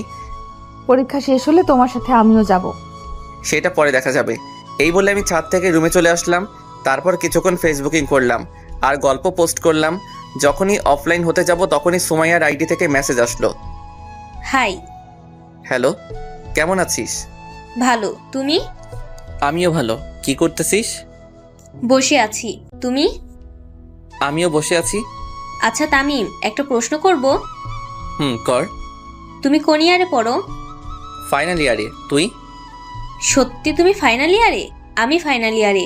কোন কলেজে পড়ো? ঢাকা কলেজে। তামিম, তোমার একটা পিক দাও তো। কেন? তোমাকে চেনা চেনা লাগতেছে তাই। কেন বলতো? পিক দিবা কিনা বলো। ওকে ওয়েট, একটু পর আমার একটা ছবি দিলাম। ছবি দেওয়ার সাথে সাথে সুমাইয়া বলল, তামিম, তুমি আমাকে কোনোদিন দেখছো? না তো, কেন? আজকে মাইশার সাথে আমিই ছিলাম। কি তুই? হুম। আরও কিছুক্ষণ কথা বলে অফলাইন হয়ে গেলাম। এইভাবে কেটে গেল কয়েকটা দিন। আর 2 দিন পর আমাদের পরীক্ষা, তাই ভালোভাবে প্রস্তুতি নিতে হবে। তাই আর কোনো সময় নষ্ট না করে সব সময় বই নিয়ে ব্যস্ত থাকি। পরীক্ষার দিন। তামিম, তাড়াতাড়ি রেডি হও। ওকে দাঁড়াও, আমি আসতেছি। এরপর রেডি হয়ে কলেজে চলে গেলাম। ওয়ার্নিং বেল দিয়ে দিল, তাই পরীক্ষার হলে ঢুকে পড়লাম। স্যার প্রশ্ন দিয়ে গেল, কিন্তু প্রশ্ন এত সহজ যে 2 ঘন্টার জায়গায় 50 মিনিটে শেষ করে ফেলছি। এইভাবে একে একে সব পরীক্ষা দিয়ে ফেলছি। সব পরীক্ষা মোটামুটি ভালো হয়েছে। আজ পরীক্ষার শেষ দিন, শেষ পরীক্ষাটাও দিয়ে ফেললাম। এখন আমাকে চট্টগ্রাম ফিরতে হবে, তা আঙ্কেলকে বলা দরকার। তাই পরীক্ষা দিয়ে সোজা মাইশাকে নিয়ে বাড়ি চলে আসলাম রাতে। আঙ্কেল, একটা কথা বলার ছিল। বলো। সকালে চট্টগ্রাম যাবে আর কি, ওকে, কোনো সমস্যা নেই। আপনি জানলেন কি করে? মাইশা বলেছে আর বাড়ি যাবা।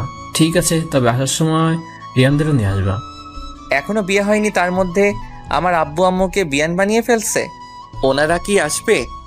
কেন আসবে না? দরকার হলে আমি কল করে বলবো। Okay uncle. এই বলে ডিনার করে রুমে চলে গেলাম আর মা বাবার সাথে কথা ভাবতে লাগলাম। বাবা মা, আবার তোমাদেরকে দেখতে পাবো। তোমরা কেমন আছো? তোমাদেরকে দেখতে আমার খুব ইচ্ছে করছে। এই সব ভাবতে ভাবতে কখন যে ঘুমিয়ে গেলাম নিজেও জানি না। সকালবেলা দরজায় নাড়ার আওয়াজে ঘুমটার 12টা বেজে গেল। আমি উঠে দরজা খুলতেই দেখি মাইশা কফি নিয়ে দাঁড়িয়ে আছে। দরজা খুললেই কফিটা রেখে চলে যায়। আমি সোজা ওয়াশরুমে গিয়ে ফ্রেশ হয়ে এসে নিচে চলে এলাম। তারপর নাস্তা করে রুমে চলে আসলাম। ব্যাগ গুছিয়ে আবার নিচে নেমে এলাম আর আঙ্কেলকে বললাম, আঙ্কেল, যদি কোনো দোষ করে থাকি তো ক্ষমা করবেন। কি যে বলো না তুমি। এ নাও। এইটা কিসের চাবি? তোমার নতুন গাড়ি। এইসবের কি দরকার ছিল আঙ্কেল? আচ্ছা, এসব কথা এখন থাক, তোমার দেরি হয়ে যাচ্ছে। আঙ্কেল আসি। মাইশা আসি। যদি বেঁচে থাকি তো তাহলে আবার আসবো আঙ্কেল। এই বলে গাড়ি নিয়ে গেট দিয়ে বের হয়ে যখনই মেইন রোডে উঠতে যাব ঠিক তখনই ট্রাকের সাথে আমার গাড়ির অ্যাক্সিডেন্ট হয়ে যায়। কি ভাবছেন গল্প শেষ হয়ে গেল? তাহলে ভুল ভাবছেন, কারণ গল্পের সিজন 2 আসতে চলেছে। সো সবাই সিজন 2 এর জন্য অপেক্ষা করুন আর আমাদের চ্যানেলটি সাবস্ক্রাইব করে রাখুন। ধন্যবাদ। আমি গাড়ি থেকে ছিটকে দূরে পড়ে যাই আর একটা পিলারের সাথে বাড়ি খাই। তারপর আর কিছু মনে নেই। আফটার 5 মাস পর ডক্টর তামিম এখন কেমন আছে? উনি এখন অনেকটাই বিপদ মুক্ত। তামিম এতদিন কোথায় ছিলেন, আজ হঠাৎ তার সেন্স ফিরে আসে, তাই ওনাকে ঘুমের ওষুধ দিয়ে হালকা ট্রিটমেন্ট করি। এই বলে মাইশা তামিমকে দেখতে তামিমের কেবিনে যায়। মাইশা দেখে তামিম শুয়ে আছে। মাইশা ডাক্তারকে বলল, ডক্টর তামিমের কখন জ্ঞান ফিরবে? 1 ঘন্টা পরে তামিমের জ্ঞান ফিরবে, তার চেয়ে বেশিও লাগতে পারে। কিন্তু তামিমের জ্ঞান ফেরার পর ওনাকে কোনো প্রশ্ন করবেন না, কারণ এতে পেশেন্টের ক্ষতি হতে পারে। ওকে ডাক্তার। আপনি তাহলে এখানে বসেন। ডাক্তার চলে গেল আর মাইশা তামিমের মাথায় হাত বুলিয়ে দিচ্ছে আর তামিমের দিকে তাকিয়ে আছে আর বলতেছে, তামিম তুমি কি জানো না আমি তোমাকে কতটা ভালোবাসি? জানো তোমার যদি কিছু হয়ে যায় তাহলে আমি কি নিয়ে বাঁচবো? তামিম তোমাকে যে খুব বেশি ভালোবেসে ফেলেছি, তোমাকে ছাড়া যে আমি এক মুহূর্তও থাকতে পারি না। এইভাবে কিছুক্ষণ থাকার পর মাইশার চোখে ঘুম আসছে। তাই মাইশা ঘড়ির দিকে তাকিয়ে দেখে বিকেল 3টা বাজে। মাইশা তামিমের হাতের উপর মাথা দিয়ে শুয়ে পড়ে। হঠাৎ কারো হাত নড়াচড়ার কারণে মাইশার ঘুম ভেঙে যায়। মাইশা চোখ খুলে দেখে তামিমের হুঁশ ফিরেছে আর তামিম বলতেছে, আমি এখন কোথায়? আমাকে তুমি বলে কেন ডাকতেছেন? তোমার নাম তামিম, তাই তোমাকে তামিম বলে ডাকতেছি। আমাকে তামিম বলে কেন ডাকতেছেন? আমার নাম তামিম, কিন্তু আপনাকে তো আমি চিনি না। আপনি কে আর আমি বা কে? মাইশা তামিমের এই ব্যবহার মেনে নিতে না পেরে ডাক্তারকে ডাক দিল। ডাক্তার ডাক্তার ডাক্তার তামিমের কেবিনে ছুটে আসে। কি হয়েছে ম্যাম? তামিম আমাকে চিনতে পারছে না কেন? নিশ্চুপ। কি হলো ডাক্তার, কিছু বলছেন না কেন? যেটা ভেবেছিলাম সেটাই হয়েছে। কি ডক্টর, তামিমের কি হয়েছে? আসলে মাথায় খুব আঘাত লাগায় ওনার স্মৃতি হারিয়ে গেছে। ডাক্তারের কথা শুনে ইতি চমকে যায়। আসলে ওই দিন যখন অ্যাক্সিডেন্ট করি তখন ট্রাকের ধাক্কায় আমি গাড়ি থেকে বাহিরে পড়ে একটা পিলারের সাথে আমার মাথায় আঘাত লাগে। এরপর অ্যাক্সিডেন্টের কিছু সময় পর যখন মাইশা তাদের বাড়ির বাগানে যেতে লাগলো তখন দেখতে পেল তাদের বাড়ির সামনে কিছু লোক জড়ো হয়ে আছে। তাই মাইশা ওইখানে গিয়ে দেখে তামিমের অ্যাক্সিডেন্ট হয়েছে। আমার অ্যাক্সিডেন্ট হয়েছে দেখে মাইশা তার আব্বুকে তাড়াতাড়ি ডাকতে যায়। আঙ্কেল মাইশাকে হাঁপাতে দেখে বলল, কি রে মা, তুই এভাবে হাঁপাচ্ছিস কেন? বাবা তামিমের অ্যাক্সিডেন্ট হয়েছে। কি বলছিস? চল চলুন 5 মাস আগে হয়ে যাওয়া ঘটনা শুনে আসি। এই বলে আঙ্কেল আর মাইশা অ্যাক্সিডেন্ট প্লেস চলে আসে আর তামিমকে গাড়িতে তুলে হসপিটালে নিয়ে যায়। কিন্তু ডাক্তাররা তামিমকে ওটিতে নেওয়ার 1 ঘন্টা পর তামিমের ট্রিটমেন্ট করে যখন কিছু হচ্ছে না দেখে ডাক্তাররা জবাব দিল, সরি মিস্টার রফিক, ওনাকে ইমিডিয়েটলি সিঙ্গাপুর হসপিটালে নিয়ে যেতে না পারলে তামিমকে বাঁচানো সম্ভব না। কিন্তু এত তাড়াতাড়ি ফ্লাইট কোথায় পাবো? আমরা জানি না, আপনাকে দ্রুত পেশেন্টকে সিঙ্গাপুর নিয়ে যেতে হবে। ওকে ডাক্তার, তাহলে আমি তামিমকে একটা অ্যাম্বুলেন্সে শিফট করে দেন, আর এখন তামিমকে সিঙ্গাপুরে নিয়ে চলে যাব। কিন্তু এত তাড়াতাড়ি কিভাবে যাব? ফ্লাইট রেডি হতে হতে তো 1 দিন লাগবে। আমাদের প্রাইভেট প্লেন করে চলে যাব। ওকে আব্বু। ডাক্তার তামিম অ্যাম্বুলেন্সকে শিফট করে দেন। ওকে। কিছুক্ষণ পর তামিমকে অ্যাম্বুলেন্সে শিফট করা হলো। তারপর অ্যাম্বুলেন্স নিয়ে এয়ারপোর্টের দিকে রওনা দিল আর মাইশা তামিমের হাত ধরে কাঁদতে কাঁদতে বলল, তামিম তুমি এইভাবে আমার সাথে কথা না বলে থাকতে পারবে না। তামিম কথা বলো প্লিজ, তামিম কথা বলো। তামিম তোমার এই অবহেলা যে আমি সহ্য করতে পারি না। মাইশার এই অবস্থা দেখে আঙ্কেল বলল, কাঁদিস না মা, দেখ সব ঠিক হয়ে যাবে। নিজের মেয়ের অবস্থা দেখে বাবার সান্ত্বনা দেওয়া ছাড়া আর কি করার আছে, তাই সান্ত্বনা দিচ্ছেন। আর কি বা করবেন। দেখতে দেখতে অ্যাম্বুলেন্স এয়ারপোর্টে পৌঁছে গেল। এরপর তামিমকে অ্যাম্বুলেন্স থেকে প্লেনে শিফট করা হলো। প্লেন স্টার্ট করলো। রাত 9টার দিকে প্লেনটি সিঙ্গাপুরের এয়ারপোর্টে ল্যান্ড করলো। এরপর তামিমকে নিয়ে হাসপাতালে ভর্তি করায়। তামিমকে ওটিতে নেওয়া হয়। কিছুক্ষণ পর ডাক্তার বেরিয়ে আসলো। ডাক্তারকে বেরিয়ে আসতে দেখে আঙ্কেল আর মাইশা ডাক্তারের কাছে গিয়ে ডাক্তারকে বলে, ডক্টর তামিমের কি অবস্থা? ডাক্তার নিশ্চুপ। কি হলো, চুপ কেন ডাক্তার? আমরা অপারেশন সাকসেসফুল করেছি, কিন্তু কি ডাক্তার? আপনাদের পেশেন্টের কোমায় চলে গেছে। তামিমের কি জ্ঞান ফিরবে না কখনো? ফিরবে, কিন্তু কবে ফিরবে তামিমের জ্ঞান? আমরা ঠিক বলতে পারবো না। তবে হয়তো 1 দিন ফিরতেও পারে, আবার 1 মাসও ফিরতে পারে, আবার তার থেকে বেশিও লাগতে পারে। কি আমরা কি তামিমকে দেখতে পারবো না? এখন তো দেখা যাবে না। মাইশা ডাক্তারের কথা না শুনে তামিমকে দেখতে ওটির দিকে যায় আর দরজার ওপাশ থেকে দেখে আর কান্না করতে থাকে। এইবার বাস্তবে ফিরে আসি। আমরা কি তামিমকে দেখতে পারবো না? এখন তো দেখা যাবে না। মাইশা ডাক্তারের কথা না শুনে তামিমকে দেখতে ওটির দিকে যায় আর দরজার ওপাশ থেকে দেখে আর কান্না করতে থাকে। এইবার বাস্তবে ফিরে আসি।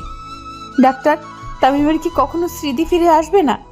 ফিরে আসবে, কিন্তু সময় লাগবে। কয়দিন লাগবে ডক্টর? হয়তো 1 মাস বা তার চেয়ে বেশি সময় লাগতে পারে। আমরা কি তামিমকে বাড়িতে নিয়ে যেতে পারি? না, কারণ উনি এখনো পুরোপুরি সুস্থ না। ওকে, কিন্তু কবে বাড়িতে নিয়ে যেতে পারবো? 2-1 দিন পর নিয়ে যেতে পারবেন, যদি সর্বোচ্চ নিরাপত্তা দিতে পারেন। ওকে ডক্টর। এতক্ষণ পর্যন্ত আমি ডাক্তার আর এই মেয়ের কথা শুনতেছি, কিন্তু আমি কে, কী বা আমার পরিচয়? এই মেয়েটা আমার নাম তামিম কেন বলতেছে? তাহলে কি আমার নাম তামিম? কিন্তু এই মেয়েটি বা কে? না, আমি আর এসব ভাবতে পারছি না। মাথাটা কেমন জানি ব্যথা করতেছে। আস্তে আস্তে আমার চোখ বন্ধ হয়ে আছে, তারপর আবার ঘুমিয়ে পড়লাম। ডাক্তারের সাথে কথা বলে আঙ্কেলকে কল দেই, কিন্তু প্রথমবারে কল ধরেনি, দ্বিতীয়বারে কল ধরলো। তখন মাইশা বলল, আব্বু তুমি কোথায়? তোর জন্য খাবার আনতে হোটেলে আসছি। ওকে, আসতেছি। এই বলে আঙ্কেল কিছু খাবার নিয়ে হাসপাতালে চলে আসে আর মাইশার কাছে গিয়ে বলে, কি হয়েছে? মাইশার বাবা বলে কান্না করে দিল। কি হলো, কাঁদছিস কেন? তামিমের কেবিনে চলো। চল আগে খাবারগুলো খেয়ে নে। খাবো না আমি। এরকম করে না, দেখ তুই কিছু না খাস তাহলে তুই তো রোগা হয়ে যাবি, তখন তামিমকে কে দেখবে? এরপর মাইশা নাস্তাগুলো খেয়ে নেয়। নাস্তা খেয়ে আঙ্কেল আর মাইশা আমার কেবিনে আসে। কেবিনের দরজা বন্ধ হওয়ার শব্দে ঘুমটা ভেঙে যায়। আমি চোখ খুলে দেখি একটা মেয়ে আর একটা লোক, মাইশা আর আঙ্কেল। যেহেতু আমার স্মৃতি হারিয়ে গেছে, তাই আমি মাইশা আর আঙ্কেলের ক্যারেক্টারটা লোকটি আর মেয়েটি করলাম। আমার কেবিনে আসছে, আমি ওনাদেরকে দেখে বললাম, আপনারা কারা? আমার কথা শুনে আঙ্কেল চমকে যায় আর মেয়েটিকে ইশারায় বলে, আমি কি বলছে এগুলো? তারপর মেয়েটি মানে মাইশা যা বলল তা শুনে আঙ্কেল চমকে যায়। আমার কথা শুনে আঙ্কেল চমকে যায় আর মাইশাকে ইশারায় বলে, আমি কি বলছি এগুলো? তারপর মাইশা যা বলল তা শুনে আমি আর আঙ্কেল চমকে যাই, কারণ মাইশা বলল যে, বাবা তামিম স্মৃতি হারিয়ে ফেলেছে। কি বলছিস এসব? বাবা তামিমের স্মৃতি হারিয়ে ফেলেছে। আচ্ছা, আপনারা কি আমাকে চিনেন? হ্যাঁ চিনি তো। আমি কে? আমার নাম কি বলুন না প্লিজ। তুমি আমার তামিম, আর আমি তোমার হবু বউ মাইশা, আর ইনি হলেন আমার বাবা রফিক চৌধুরী। আমার না খুব মাথায় খুব ব্যথা করছে। আপনারা যদি বাইরে যেতেন তাহলে আমি ঘুমিয়ে যেতে পারবো। কেন নই, তুমি ঘুমিয়ে যাও, আমরা বাইরে আছি। এই বলে মাইশা আর আঙ্কেল বাহিরে চলে গেলেন আর আমি শুয়ে পড়লাম। মাইশা আর আঙ্কেল বাহির হয়ে সোজা একটা টুলে বসে পড়লেন আর মাইশাকে বললেন, তামিম কি কখনো স্মৃতি ফিরে আসবে না? ডক্টর তো বলেছিল আবার স্মৃতি ফিরে আসবে।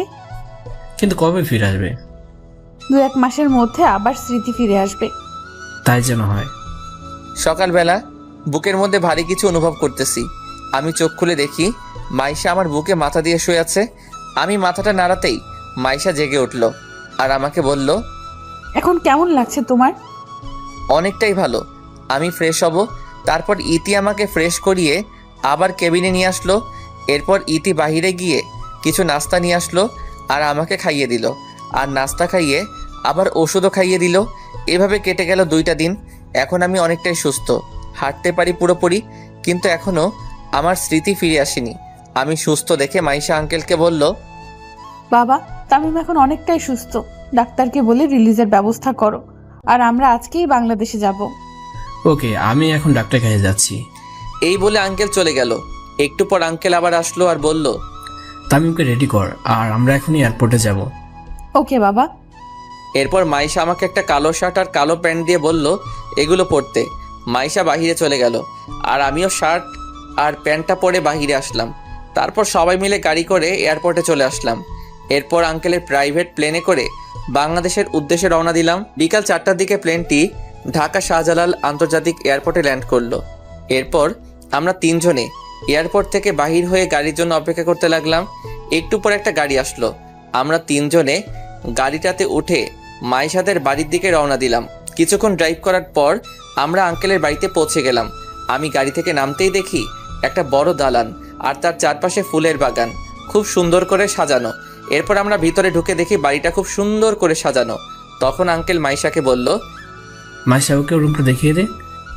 ওকে বাবা চলো। এরপর মাইশা আমাকে নিয়ে একটা রুমের সামনে আনলো আর রুমের দরজা খুলে দিয়ে আমাকে বলল, এইটা তোমার রুম, যাও গিয়ে ফ্রেশ হয়ে নিচে এসো। ওকে। এই বলে রুমের ভিতরে ঢুকে চারিদিকে চোখ বোলাতে লাগলাম, কিন্তু রুমটা আমার খুব চেনা চেনা লাগছে। এর আগে রুমটা দেখেছি মনে হচ্ছে, তাহলে কি এর আগেও আমি এই রুমে ছিলাম? বলে মাথায় হাত দিয়ে খাটে শুয়ে পড়লাম। মাথাটা প্রচণ্ড ব্যথা করছে, তাই শুয়ে পড়লাম।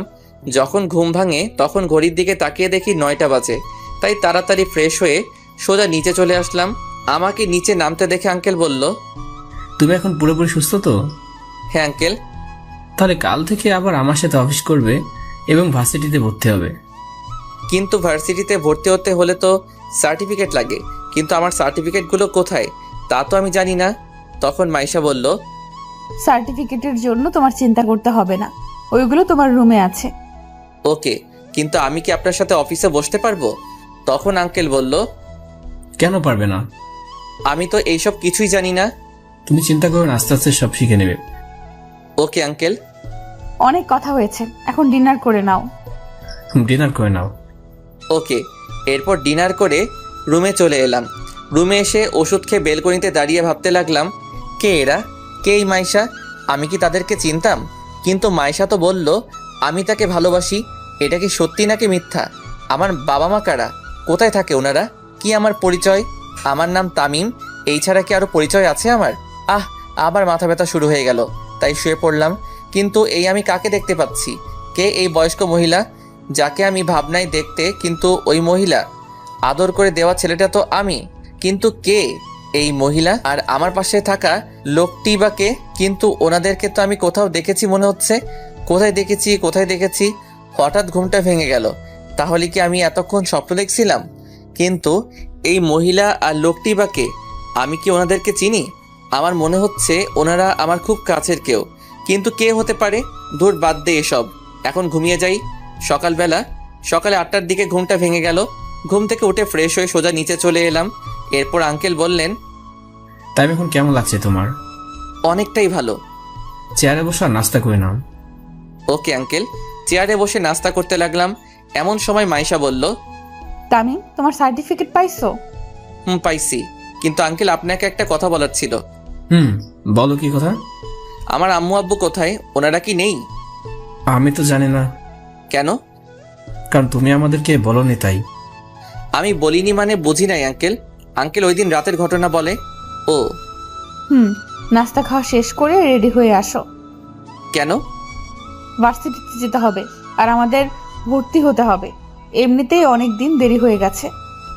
ওকে, কিন্তু আপনাকে যেতে হবে না, আমি একাই ভর্তি হতে পারবো। আমি অন্য ভার্সিটিতে ভর্তি হব। কেন? আমার সাথে গেলে সমস্যা কি? কোনো সমস্যা নাই। তাহলে আমার সাথে পড়তে অসুবিধা কোথায়? আমার অন্য ভার্সিটিতে পড়তে চাই, তাই আপনার সাথে আপনার ভার্সিটিতে পড়তে চাই না। কিন্তু তখন আঙ্কেল বলল, আচ্ছা মা, বাদ দে তো, তামিম যখন চাইবে তখন ওকে ওর মতো চলতে দে। কিন্তু বাবা। কোনো চিন্তা নয়, তামিম যাও, গিয়ে রেডি হয়ে এসো। এই বলে আমি রুমে এসে একটা নর্মাল শার্ট আর প্যান্ট পরে নিচে এলাম। আমাকে এসব কাপড় পরতে দেখে আঙ্কেল বললেন, এগুলো তুমি কি পরেছো? কেন, শার্ট আর প্যান্ট পরছি। দামি দামি শার্ট থাকতে এই খ্যাত মার্কা শার্ট পরছো কেন? আমাকে এগুলো তো ভালোই লাগছে, আপনি আর না করবেন না। ওকে, সব কাগজপত্র নিয়েছো? নিছি। এই নাও কার্ড, আর পাসওয়ার্ড হলো। এটা কিসের কার্ড? এই ক্রেডিট কার্ড, তোমার যখন যা ইচ্ছে খরচ করতে পারো। না আঙ্কেল, আমার লাগবে না, আমাকে শুধু ভর্তি ফি আর 500 টাকা দেন, তাতেই হবে। ওকে নাও, আর এটা তোমার অফিসের কার্ড, ক্লাস করে অফিসে চলে এসো। Okay uncle. এই বলে আমি যখনই বাহির হতে যাব তখনই মাইশা বলল, গাড়ি নিয়ে যাবে না? না, আমি রিক্সা নিয়ে যাব। ওকে। কি তামিমের স্বভাব এইভাবে পাল্টে গেল কেন? ও তো আগে এইরকম খ্যাত হয়ে চলতো না। তাহলে কি স্মৃতিশক্তি যাওয়ার সাথে তামিমের নিজস্ব পার্সোনালিটি চেঞ্জ হয়ে গেছে? আমাকে যেইভাবেই হোক তামিমের স্মৃতি আবার ফিরিয়ে আনতে হবেই। এই বলে বাসা থেকে বাহির হয়ে রিক্সার জন্য অপেক্ষা করতে লাগলাম। অনেকক্ষণ দাঁড়িয়ে থাকার পর একটা রিক্সা পেলাম। এরপর রিক্সা নিয়ে ভার্সিটির দিকে রওনা দিলাম। কিছুক্ষণ পর ভার্সিটি পৌঁছে গেলাম। রিক্সা ভাড়া দিয়ে ভার্সিটিতে প্রবেশ করলাম আর চারিদিকে চোখ বোলাতে লাগলাম। চারিদিকে সবাই স্মার্ট আর বড় লোকের ছেলে, শুধু আমি একা খ্যাত হয়ে ভার্সিটিতে ঢুকলাম। এরপর আমি অফিসে গিয়ে ভর্তি হয়ে ক্লাসরুমে এসে বসলাম। একটু পর স্যার আসলো আর আমার পরিচয় জানতে চাইলে পরিচয়টা বললাম। একে একে সব ক্লাস করে ক্লাস থেকে বাহির হয়ে সোজা গেটের দিকে যেতে লাগলাম। এরপর যখনই গেটের বাহিরে পা রাখবো তখনই কে যেন আমাকে তামিম তামিম বলে ডাক দিল। আমি পিছনে ফিরতেই দেখি একটা মেয়ে আমায় ডাকছে। ভাবতেছি দাঁড়াবো নাকি চলে যাব, চলেই যাই। এরপর যখন হাঁটা আবার শুরু করলাম তখন আবার ডাকা শুরু করলো, তাই আমি দাঁড়িয়ে গেলাম। তখন মেয়েটি বলল, তোমাকে কখন থেকে ডাকতেছি, তুমি দাঁড়াচ্ছ না কেন? আপনি আমায় ডাকছিলেন? তো কাকে ডাকবো, এখানে তুমি ছাড়া আর কেউ নেই। এইবার বলেন আমাকে কেন ডেকেছেন? তুমি এতদিন কোথায় ছিলে? আমি কোথায় ছিলাম তা আপনাকে বলবো কেন? আপনি কে জানার? কেন, আমি তোমার ফ্রেন্ড, আমি তো জানতেই পারি তুমি এতদিন কোথায় ছিলে। আমি তো আপনাকে চিনি না। আমি সুমাইয়া, তুমি আমাকে চিনতে পারছো না? সরি, আমি সুমাইয়া নামের কাউকে চিনি না। আর আপনাকে তো আমি কোনোদিন দেখিই নাই, আজ প্রথম দেখলাম আপনাকে। কি বলছো তুমি এসব? আমি সত্যি বলছি। আর পথ ছাড়েন, আমার যেতে হবে। আর কোনোদিন আমায় বিরক্ত করবেন না। এই বলে সোজা বাসায় চলে আসলাম। বাসায় গিয়ে দেখি মাইশা আমার আগে কলেজ থেকে চলে আসলো। আমাকে আসতে দেখে মাইশা বলল, আজ কলেজ কেমন কাটলো? ভালো, আমি ফ্রেশ হয়ে আসি। এই বলে সোজা রুমে চলে আসলাম। দেখতে দেখতে 2টা মাস চলে গেল। এখন আমার সব স্মৃতি মনে পড়ে গেছে। কলেজেও অনেক ফ্রেন্ড হয়ে গেছে, আঙ্কেলের কোম্পানিতেও কাজ করি। বাবা মায়ের কথা খুব মনে পড়তেছে, বাবা মাকে খুব মিস করতেছি। ভাবতেছি বাড়ি ফিরে যাব, কিন্তু এর আগে আমাকে প্রতিষ্ঠিত হতে হবে, তারপর বাড়ি ফিরে যাব। আজ 19শে জানুয়ারি 2022 সাল। 19শে জানুয়ারি মাইশার জন্মদিন, মানে আর একদিন পরই ইতির বার্থডে। তাই আঙ্কেল আমাকে বলল, তামিম, কাল ইতির বার্থডে, তাই আমি চাই বার্থডে সব দায়িত্ব তোমাকেই নিতে হবে। ওকে আঙ্কেল, আপনি কোনো চিন্তা করবেন না, আমি সব সামলে নিব। ওকে, তুমি এখন যাও, আমি একটু পরে আসবো। না আঙ্কেল, এখন অনেক রাত হয়ে গেছে, সো আপনি চলে যান, আমি না হয় ফাইলগুলো দেখে আসতেছি। ওকে, তাহলে আমি যাই। এই বলে আঙ্কেল গাড়ি নিয়ে বাসায় চলে গেলেন আর আমি ফাইলগুলো রেখে কিছুক্ষণ পর বাসায় চলে আসলাম। বাসায় এসে ফ্রেশ হয়ে ঘুমিয়ে পড়লাম, কিন্তু কোনোভাবেই ঘুম আসতেছে না, তাই ছাদে চলে গেলাম। ছাদে একটু দাঁড়িয়ে আবার রুমে চলে আসলাম। রুমে এসে আবার শুয়ে গেলাম। ফ্রেশ হয়ে নিচে নাস্তা করতে এলাম। নাস্তা করতে বসছি, এমন সময় আঙ্কেল বললেন, কাজ কত দূরে গিয়েছে? সন্ধ্যার আগে হয়ে যাবে সবকিছু। তখন মাইশা বলল, কিসের কাজ বাবা? কোম্পানির কাজ। ও হুম। বাবা, আমি আজ একটু বান্ধবীর বাসায় যাব, আস্তে আস্তে সন্ধ্যা হয়ে যাবে। ওকে, সমস্যা নেই। থ্যাংক ইউ আব্বু, তাহলে আমি যাই আব্বু। ওকে, সাবধানে যাও। ওকে। এই বলে মাইশা গাড়ির চাবি নিয়ে বান্ধবীর বাড়ি চলে গেল। তখন আঙ্কেল আমাকে বলল, তামিম, তুমি তোমার কাজ করো। Okay uncle. এরপর আমি সোজা ডেকোরেশনের দোকানে চলে গেলাম। এরপর বার্থডের জন্য সব অ্যারেঞ্জ করে সোজা অফিসে চলে গেলাম। মাইশা বাড়িতে প্রবেশ করে দেখে বাড়িতে কেউ নেই, পুরো বাড়িটা ফাঁকা। মাইশা এদিক ওদিক দেখতে লাগলো, কিন্তু কেউ নেই। তাই মাইশা সোজা ছাদে চলে গেল। ছাদে গিয়ে দেখে সব লাইট অফ। একটু পা বাড়াতে সব লাইট জ্বলে উঠলো আর আকাশে বাজি ফাটলো আর লেখা উঠলো, happy birthday to dear Maisha. Maisha এসব দেখে অবাক হয়ে যায় আর স্টেজের দিকে এগোতেই সবাই মাইশাকে উইশ করে। এরপর মাইশা কেকটা কাটলো। কেকটা কেটে আঙ্কেলকে খাইয়ে দিল আর আঙ্কেলও মাইশাকে খাইয়ে দিল। এরপর আরেকটা কেকের টুকরা নিয়ে আমাকে খাইয়ে দিতে চাইলে আমি আমার হাতে নিয়ে নিলাম। কেক কাটা পর্ব শেষ হলে আঙ্কেল মাইকে অ্যানাউন্স করলেন, আজ আপনাদেরকে একটা খুশির খবর দেওয়ার আছে, আর তা হলো আগামী 3 আগস্ট আমার মেয়ে মাইশার সাথে আমার ভাইয়ের ছেলে তামিমের সাথে এঙ্গেজমেন্টের দিন ঠিক করা হলো।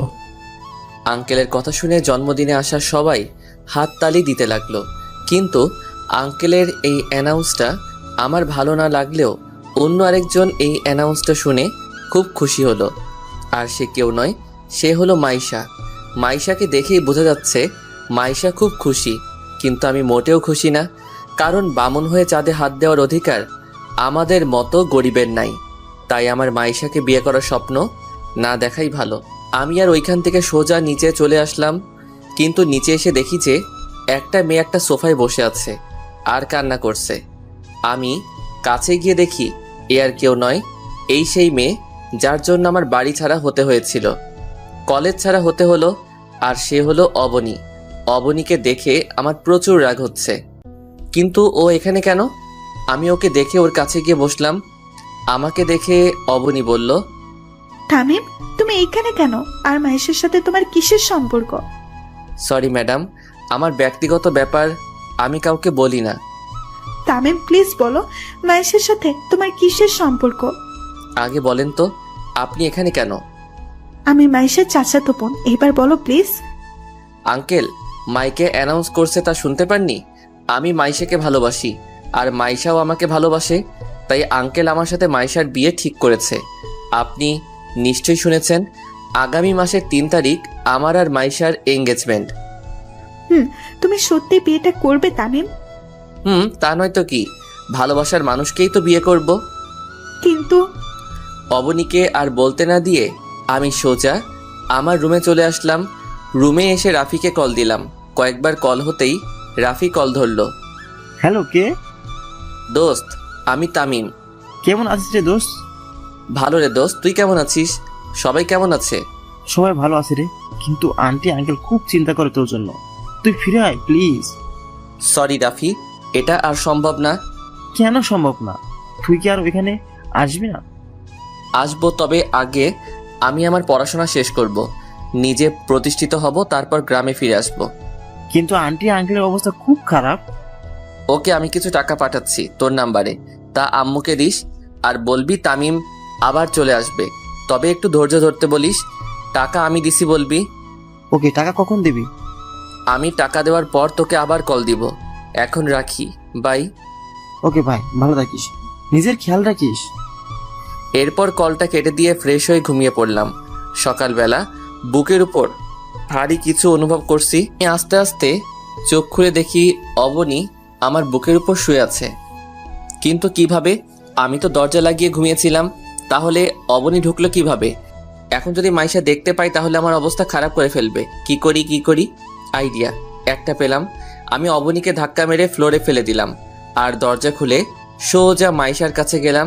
তখন আমাকে মাইশা বলল, এত সকালে তুমি আমার রুমে, ব্যাপার কি?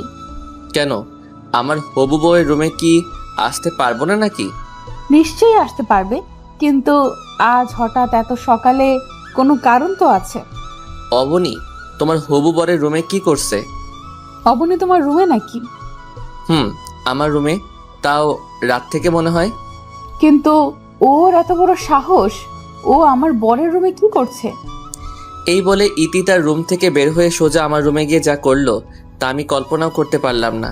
কারণ মাইশা আমার রুমে গিয়ে অবনীকে আমার রুমে দেখে ঠাস। কি ভাবছেন, থাপ্পড়টা অবনীর গায়ে লাগছে? ঠিকই ভাবছেন, কারণ চটটা অবনীর মুখে মাইশাই মারছে আর বলল, তোর সাহস কি করে হয় আমার বরের রুমে আসার? আমার প্রেমিকের রুমে আসতে সাহসের দরকার আছে নাকি? কে তোর প্রেমিক? কেন? তামিমকে আমি ভালোবাসি। কিন্তু আমি তোমাকে ভালোবাসি না অবনী, আর আমি মাইশাকে ভালোবাসি আর মাইশাকে বিয়ে করব। আমার বুকে শুধু মাইশার জায়গা, অন্য কারো জায়গা নাই। তামিম, সত্যি আমি তোমাকে খুব ভালোবাসি। তোকে বলছে তো তামিম তোকে ভালোবাসে না, তবু কেন ওকে বিরক্ত করছিস? যা এখান থেকে। অবনী আর কিছু না বলে কান্না করতে করতে চলে গেল। অবনী চলে যাওয়ার পর মাইশা আমাকে শক্ত করে জড়িয়ে ধরলো, যেন ছেড়ে দিলে কোথায় হারিয়ে যাব। তামিম, তুমি আমাকে এত ভালোবাসো জানতাম না তো। আমি তোমাকে খুব ভালোবাসি আর ভালোবেসে যাব। জানো, আজ আমি খুব খুশি। কেন জানতে পারি ম্যাডাম? এই যে আজ আমার সব আশা পূরণ হলো। কি আশা পূরণ হলো শুনি? তোমাকে আমার নিজের করে পেলাম, তাই। জানো, তোমাকে প্রথম দেখায় ভালো লেগে যায়, কিন্তু তোমাকে ভালোবাসার প্রস্তাব দিলে তুমি যখন আমায় ফিরিয়ে দিয়েছিলে, জানো, তখন আমার মনে হয় আমার মাথার উপর যেন আকাশ ভেঙে পড়েছে। আর তুমি যখন আমাকে তোমার সাথে ফ্রেন্ডশিপের কথা বললে, খুব খুশি হয়েছিলাম। আমাকে ছেড়ে কখনো কোথাও যাবে না তো? যাব না, তোমাকে ছাড়া কখনো ছেড়ে যাব না। সত্যি? আচ্ছা চলো, ব্রেকফাস্ট করবে, চলো। চলো, আমি ফ্রেশ হয়ে আসি। ওকে, তুমি আসো, আমি যাই। এরপর আমি ফ্রেশ হয়ে নিচে নেমে দেখি সবাই বসে আছে আমার জন্য, কিন্তু অবনীকে কোথাও দেখতে পাচ্ছি না। তাহলে কি অবনী চলে গেছে? যাক বাবা, ভালোই হয়েছে, আপদটা বিদায় হয়েছে। এরপর গিয়ে যখনই চেয়ারে বসবো তখন দেখি অবনী রান্নাঘর থেকে বাহির হচ্ছে। ধুর, আর ভালো লাগে না। অবনী এখান থেকে কবে যাবে? নাস্তা করে আঙ্কেলকে বললাম, আঙ্কেল আমি অফিসে যাচ্ছি, আপনি বাসায় বিশ্রাম করুন। ভার্সিটিতে যাবে না? যাব, ভার্সিটি থেকে ক্লাস করে অফিসে যাব। আচ্ছা, তাহলে অবনীকে আর মাইশাকে তোমার ভার্সিটি অ্যাডমিশন করিয়ে দিও তো। এই মেরে ছেড়ে এখন কি হবে? দূর, ভালো লাগে না। যেটার ভয় পেয়েছি সেটাই হলো। তার মানে অবনী এখানেই থাকবে, কিন্তু কেন? ওর বাবার কলেজ থাকতে এখানে কেন পড়তে হবে? নাকি আমাকে ফাঁসানোর প্ল্যান করতেছে? কি ভাবছো তামিম? কই কিছু না তো। আঙ্কেল আমার ভার্সিটিতে কেন? মাইশা যে ভার্সিটিতে পড়ে ওই ভার্সিটিতে তো। ঠিক আছে, আমি ভাবছিলাম সবাই যদি একই ভার্সিটিতে পড়ে তাহলে খুব ভালো হয়। ওকে, আপনার যেটা ভালো মনে হয় ওইটাই করেন। ওকে, তুমি ইতি আর অবনী তোমাদের ভার্সিটিতে অ্যাডমিশনের ব্যবস্থা করে নিও। ওকে আঙ্কেল, আপনারা রেডি হয়ে নিচে আসুন, আমি গাড়িতে অপেক্ষা করতেছি। ওকে। এরপর আমি নিচে নেমে গাড়িতে অপেক্ষা করতেছি। ধুর, ভালো লাগে না। চাইছিলাম অবনীর থেকে দূরে থাকতে, কিন্তু এই তো একেবারে আঙ্কেলের বাড়িতে সেট হয়ে গেছে। কিন্তু কেন? নাকি আমাকে অবনীর প্রেমে ফাঁসানোর জন্য? অবনীর চাল এটা না, আমি কিছুতেই ওর ফাঁদে পা দিব না। এইসব ভাবতেছি, হঠাৎ মাইশা বলল, কি হলো? কখন থেকে গাড়িতে উঠে বসে আছি, কিন্তু তোমার গাড়ি স্টার্ট করার কোনো নামই নাই। কি সব ভাবতেছো? ও তোমরা এসে গেছো? তখন অবনী বলল, আমরা তো অনেক আগেই এসেছি, কিন্তু আপনার তো গাড়ি স্টার্ট করার কোনো নামই নেই। তাহলে যাওয়া যাক। সব কাগজপত্র নিছো তো? নিছি।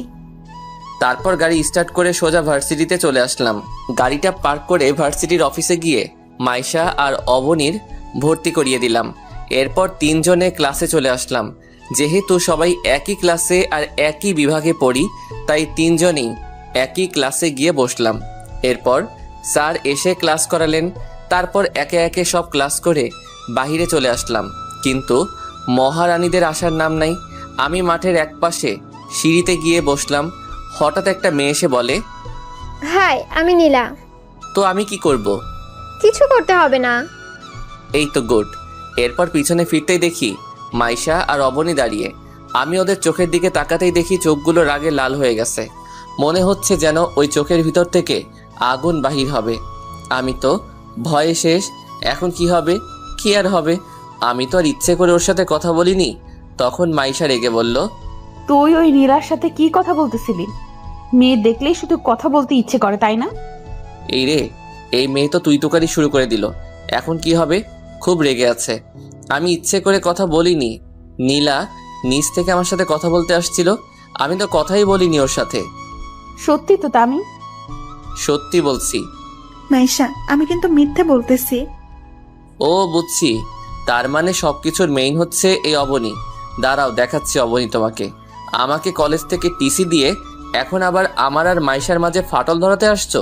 মাইশা কলিজা আমার, বিশ্বাস করো আমি নিজ থেকে ওই মেয়েটার সাথে কথা বলিনি।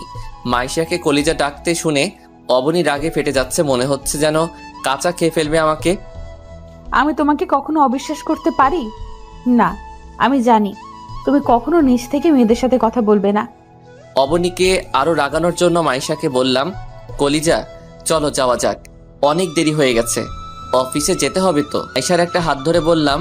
আমাকে মাইশার হাত ধরতে দেখে অবনী আর থাকতে না পেরে গাড়িতে গিয়ে বসে পড়ল। আমিও খুশি। অবনী এখন কেমন লাগে? আমাকে ভালোবাসতে আসছো? তখন তো বলেছিলে আমার কিছু নেই, তাহলে আজ কেন আমাকে ভালোবাসতে আসছো? অবনী, তোমাকে আমি কোনোদিন ভালোবাসতে পারবো না, কারণ আমি মাইশাকে খুব ভালোবাসি। কি হলো, চলো। চলো। আজ কিন্তু আমরা একটা রেস্টুরেন্টে যাব। কিন্তু অবনী বলে উঠল, রেস্টুরেন্টে কেন?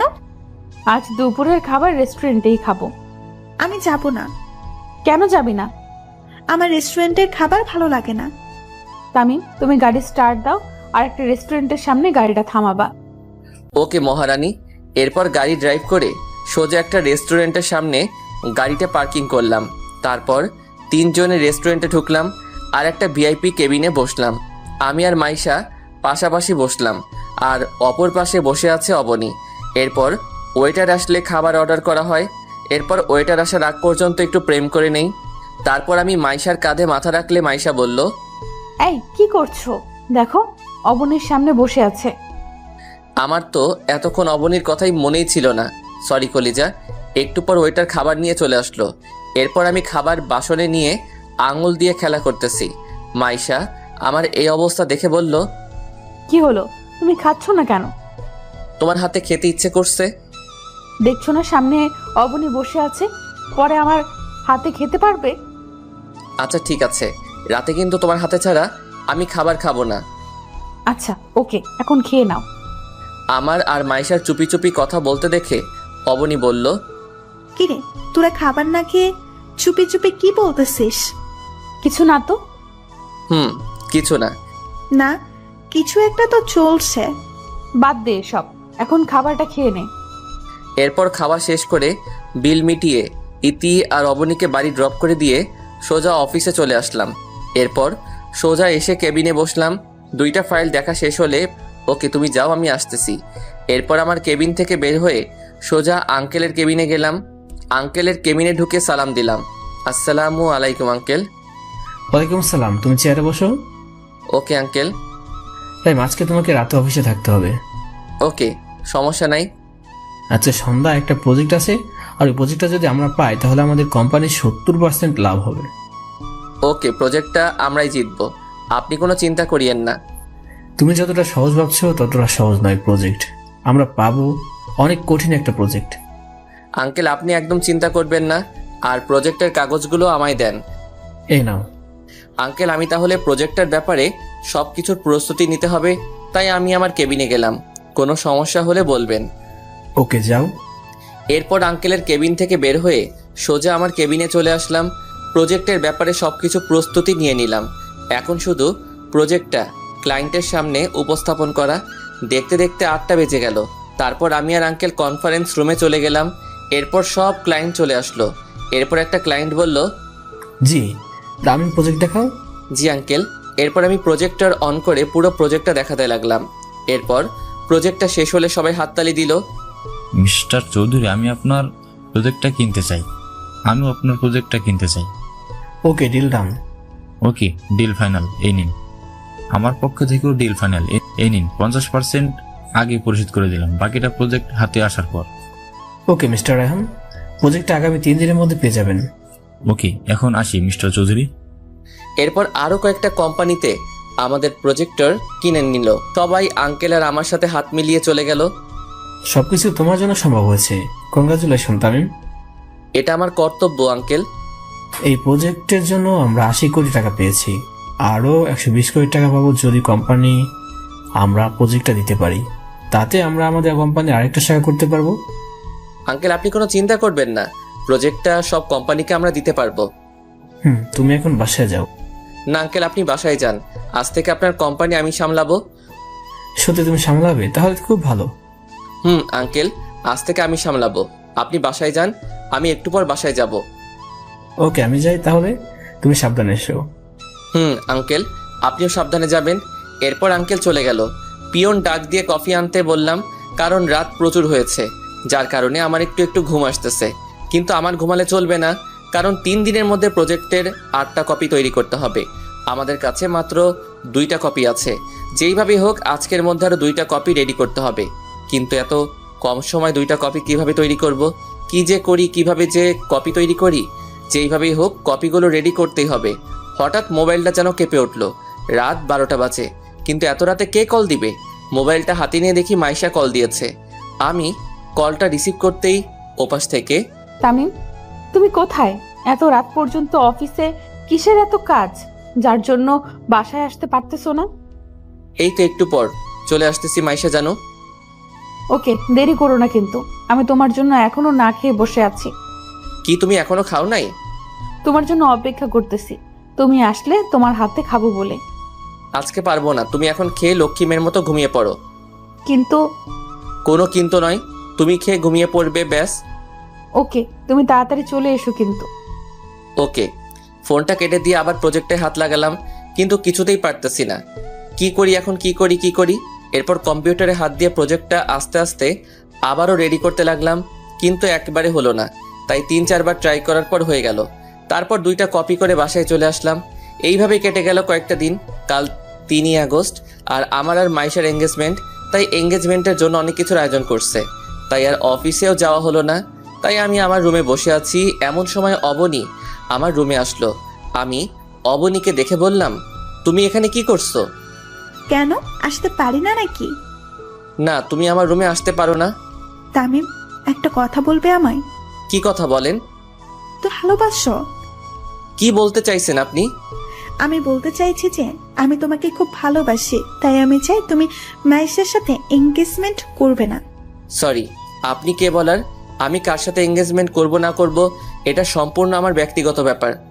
সত্যি তুমি মাইশাকে বিয়ে করবে? অবশ্যই করব, তাতে সন্দেহের কি আছে? ও আচ্ছা, বিরক্তি করছে মনে হয় তোমাকে এসব কথা বলে। তুমি যতই কাঁদো না কেন অবনী, তোমাকে আমি কোনো দিন ভালোবাসিনি, ভালোবাসবো না, কারণ তুমি আমার অনেক ক্ষতি করছো, যার ক্ষতিপূরণ চাইলেও তুমি দিতে পারবে না অবনী। তাই তুমি আমার কাছ থেকে অবহেলা ছাড়ার কিছু আশা করতে পারবে না। আপনি এখন এখান থেকে যাননি? যাচ্ছি। অবনী চলে গেল আর আমিও ঘুমিয়ে গেলাম। সকালবেলা দরজার টোকার আওয়াজ ঘুমটা ভেঙে গেল। ধুর, ভালো লাগে না। কোন হারামজাদা আমার কাঁচা ঘুমটা ভাঙলো রে? এই কে রে? আমি। ও তুমি? তারপর দরজাটা খুলে দিলাম। মাইশা ভিতরে ঢুকে বলল, তাড়াতাড়ি উঠো। এত সকাল সকাল কেন উঠবো? এত সকাল মানে? এখন কয়টা বাজে খেয়াল আছে? হবে 7টা 8টা। না মহারাজ, এখন 10টা বাজে। একটু পর আমাদের এঙ্গেজমেন্ট শুরু হবে। যাও তাড়াতাড়ি ফ্রেশ হয়ে আসো। ওকে, তুমি যাও, আমি আসতেছি। তাড়াতাড়ি উঠে গোসল করে বাইরে এসে একটা নীল কালারের পাঞ্জাবি আর পায়জামা পরে নিচে নেমে আসলে আঙ্কেল বলল, তাই তুমি রেডি তো? আঙ্কেল। তাহলে এদিকে আসো, আর এই আন্টিটা মাইশাকে পাঠিয়ে দাও। ওকে আঙ্কেল, দেন। তারপর আঙ্কেলের হাত থেকে আংটিটা নিয়ে মাইশার ডান হাতের আঙ্গুলে পরিয়ে দিলাম। মাইশাও আমার হাতে আংটি পরিয়ে দিলে অনুষ্ঠানে থাকা সবাই খুশিতে হাততালি দেয়। কিন্তু সবাই হাসি খুশি হলেও একটা মানুষের খুব মন খারাপ, আর সে আর কেউ নয়, সে হলো অবনী। তার মুখ দেখে বোঝা যাচ্ছে অবনী এই বিয়েটা সহ্য করতেই পারছে না। কিন্তু কেন? আমি তো অবনীকে ভালোবাসি না, আর একতরফা কখনো ভালোবাসা হয় না। এইসব ভাবতেছি, হঠাৎ স্পিকারের শব্দে ধ্যান ভাঙল। তখন আঙ্কেল বলল, লেডিস অ্যান্ড জেন্টলম্যান, আগামী 1 ডিসেম্বর তামিম আর মাইশার বিয়ে। আশা করি যারা আজকেও এসেছেন তারা সবাই বিয়ের দিন আসবেন আর তাদের এই জুটিটাকে আশীর্বাদ করবেন। এত তাড়াতাড়ি আঙ্কেল বিয়ে ঠিক করে ফেলবে আমি তো ভাবতেই পারিনি। আমি আর নিচে না থেকে সোজা ছাদে চলে আসলাম আর ভাবতে লাগলাম, কি থেকে কি হয়ে গেল। আজকে আমার এঙ্গেজমেন্ট, অথচ আমার বাবা মা আমার এঙ্গেজমেন্টে উপস্থিত নাই। পুরা কপালে আর কি যে সহ্য করতে হবে তার নিজেও জানি না। মা বাবা, জানি না তোমরা কেমন আছো, হয়তো আমাকে নিয়ে চিন্তা করছো। চিন্তা করো না মা, আর কয়েকটা দিন অপেক্ষা করো, তোমার ছেলে আবার তোমার কোলে ফিরে আসবে মা। এইসব ভাবতেছি আর কান্না করতেছি। হঠাৎ করে কে যেন কাঁধে হাত রাখলো। আমি পিছনে ফিরতেই দেখি অবনী। আমি চোখের পানি মুছে অবনীকে বললাম, আপনি এখানে কেন? আগে বলো তুমি কাঁদছো কেন? আমার কান্না ছাড়া আর কি বা করার আছে? আমার জীবনটাকে যে আপনি তছনছ করে দিছেন। আপনার জন্য আমার কলেজ ছাড়া হতে হলো মা বাবা ছাড়া। জানেন, মা বাবার কথা মনে পড়লেও মা বাবার সাথে দেখাও করতে পারছি না, শুধুমাত্র আপনার জন্য। কি দোষ করেছিলাম আমি? কি দোষ ছিল আমার? বলেন না ম্যাডাম। অবনী নিশ্চুপ। কি হলো, চুপ কেন? জানি আপনার কাছে এইসব প্রশ্নের উত্তর নাই। কেন জানেন? আপনি ভালোবাসার নামে ছেলেটার দুর্বলতার সুযোগ নিয়ে ছেলেটাকে নিয়ে শুধু খেলা করতে পারেন, এছাড়া আর কিছুই তো পারেন না। আর হ্যাঁ, আর একটা কথা, এই বাড়িতে যতদিন আছেন ততদিন আর আমার চোখের সামনে আসবেন না। আপদটা বিদায় হলো। এরপর ছাদ থেকে সোজা নিচে এসে গাড়ি বের করে সোজা একটা নদীর তীরে চলে গেলাম। কিছুক্ষণ প্রকৃতির ছোঁয়া অনুভব করে আবার বাসায় ফিরে আসলাম। বাসায় এসে রুমে চলে আসলাম। রুমে এসে দেখি মাইশা আমার রুমে শুয়ে আছে। মাইশাকে ঘুমন্ত অবস্থায় দেখতে একদম পরীর মতো লাগতেছে। তার গোলাপি ঠোঁটগুলো যেন আমায় তার কাছে টেনে নিচ্ছে। তবুও নিজেকে কন্ট্রোল করে মাইশার কপালে ভালোবাসার পরশ এঁকে দিয়ে সোজা ফ্রেশ হতে গেলাম। ফ্রেশ হয়ে বাহিরে এসে দেখি মাইশা বিছানায় বসা। আমি মাইশাকে দেখে বললাম, তুমি ঘুম যাওনি? তোমাকে বাইরে রেখে কিভাবে একা ঘুমাতে পারি বলো?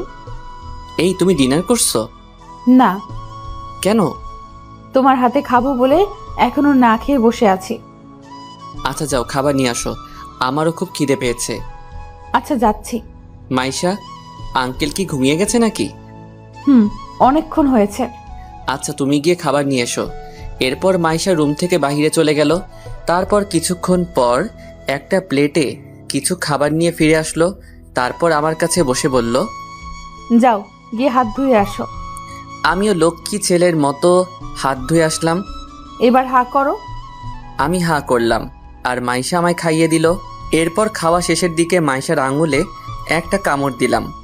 মাইশা তাড়াতাড়ি আমার মুখ থেকে আঙুলটা বের করে আঙুলে ফু দিতে লাগলো আর আমাকে বলল, এই তুমি আমাকে কামড় দিলে কেন?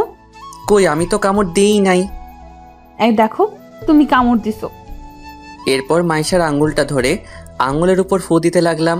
হঠাৎ মাইশা হাতটা সরিয়ে নিয়ে প্লেটগুলো নিয়ে চলে গেল। এরপর আমি হাত ধুয়ে শুয়ে পড়লাম। একটু পর মাইশা এসে যখনই আমার পাশে শুবে ঠিক তখনই আমি বললাম, এই তুমি তোমার রুমে যাও, এখানে কি করছো? কেন যাব? তুমি আমার স্বামী, স্বামীর রুমে আসছি, কারোর কোনো সমস্যা আছে নাকি? আমাদের তো এখনো বিয়ে হয়নি, মাত্র এঙ্গেজমেন্ট হয়েছে। তাতে যদি তুমি আমার রুমে থাকলে মানুষ কি ভাববে? মানুষ যা ভাববে ভাবতে দাও, আমি তোমার বুকে মাথা রেখে ঘুমাতে দাও। এই বলে মাইশা আমার বুকে মাথা রেখে শুয়ে পড়ল। এরপর আমি মাইশার কপালে ছোট একটা ভালোবাসার পরশ দিয়ে ঘুমিয়ে পড়লাম। 7 বছর পর আমি পড়ালেখা কমপ্লিট করে ফেলছি। এখন আমার নিজস্ব 2টা কোম্পানি আছে, যা আঙ্কেল না থাকলে সম্ভব হতো না। এখন আমি একজন প্রতিষ্ঠিত নাগরিক। মাইশা আর আমার বিয়ে হয়ে গেছে, কিন্তু এখনও আমাদের মধ্যে কিছুই হয়নি। একসাথে এক রুমে থাকি, তবু আমাদের মাঝে কিছুই হয়নি। কারণ আমি নিজের পায়ে দাঁড়ানোর পর আমাদের মাঝে সব কিছু হবে। মানে বুঝে নিত। আপনাদের তো আর বলতে হচ্ছে না। আজ 10 বছর পূর্ণ হয়ে গেল, মা বাবার থেকে দূরে আছি। এই ছিল ফ্ল্যাশব্যাক। চলুন এইবার বর্তমান থেকে ঘুরে আসি। আমি আর মাইশা গাড়িতে বসে আছি আর আমি গাড়ি ড্রাইভিং করছি। মাইশা আমার কাঁধে মাথা রেখে ঘুমিয়ে পড়ল। এরপর রাত 10টার দিকে বাড়িতে পৌঁছে গেলাম। তখনও দেখি মাইশা ঘুমিয়ে আছে, তাই মাইশাকে ডাকলাম, ইতি, এই ইতি, উঠো। এই ঘুমাতে দাও না, ডাকতেছো কেন? আমরা বাড়িতে পৌঁছে গেছি। ও আগে বলবে না? তাড়াতাড়ি উঠো।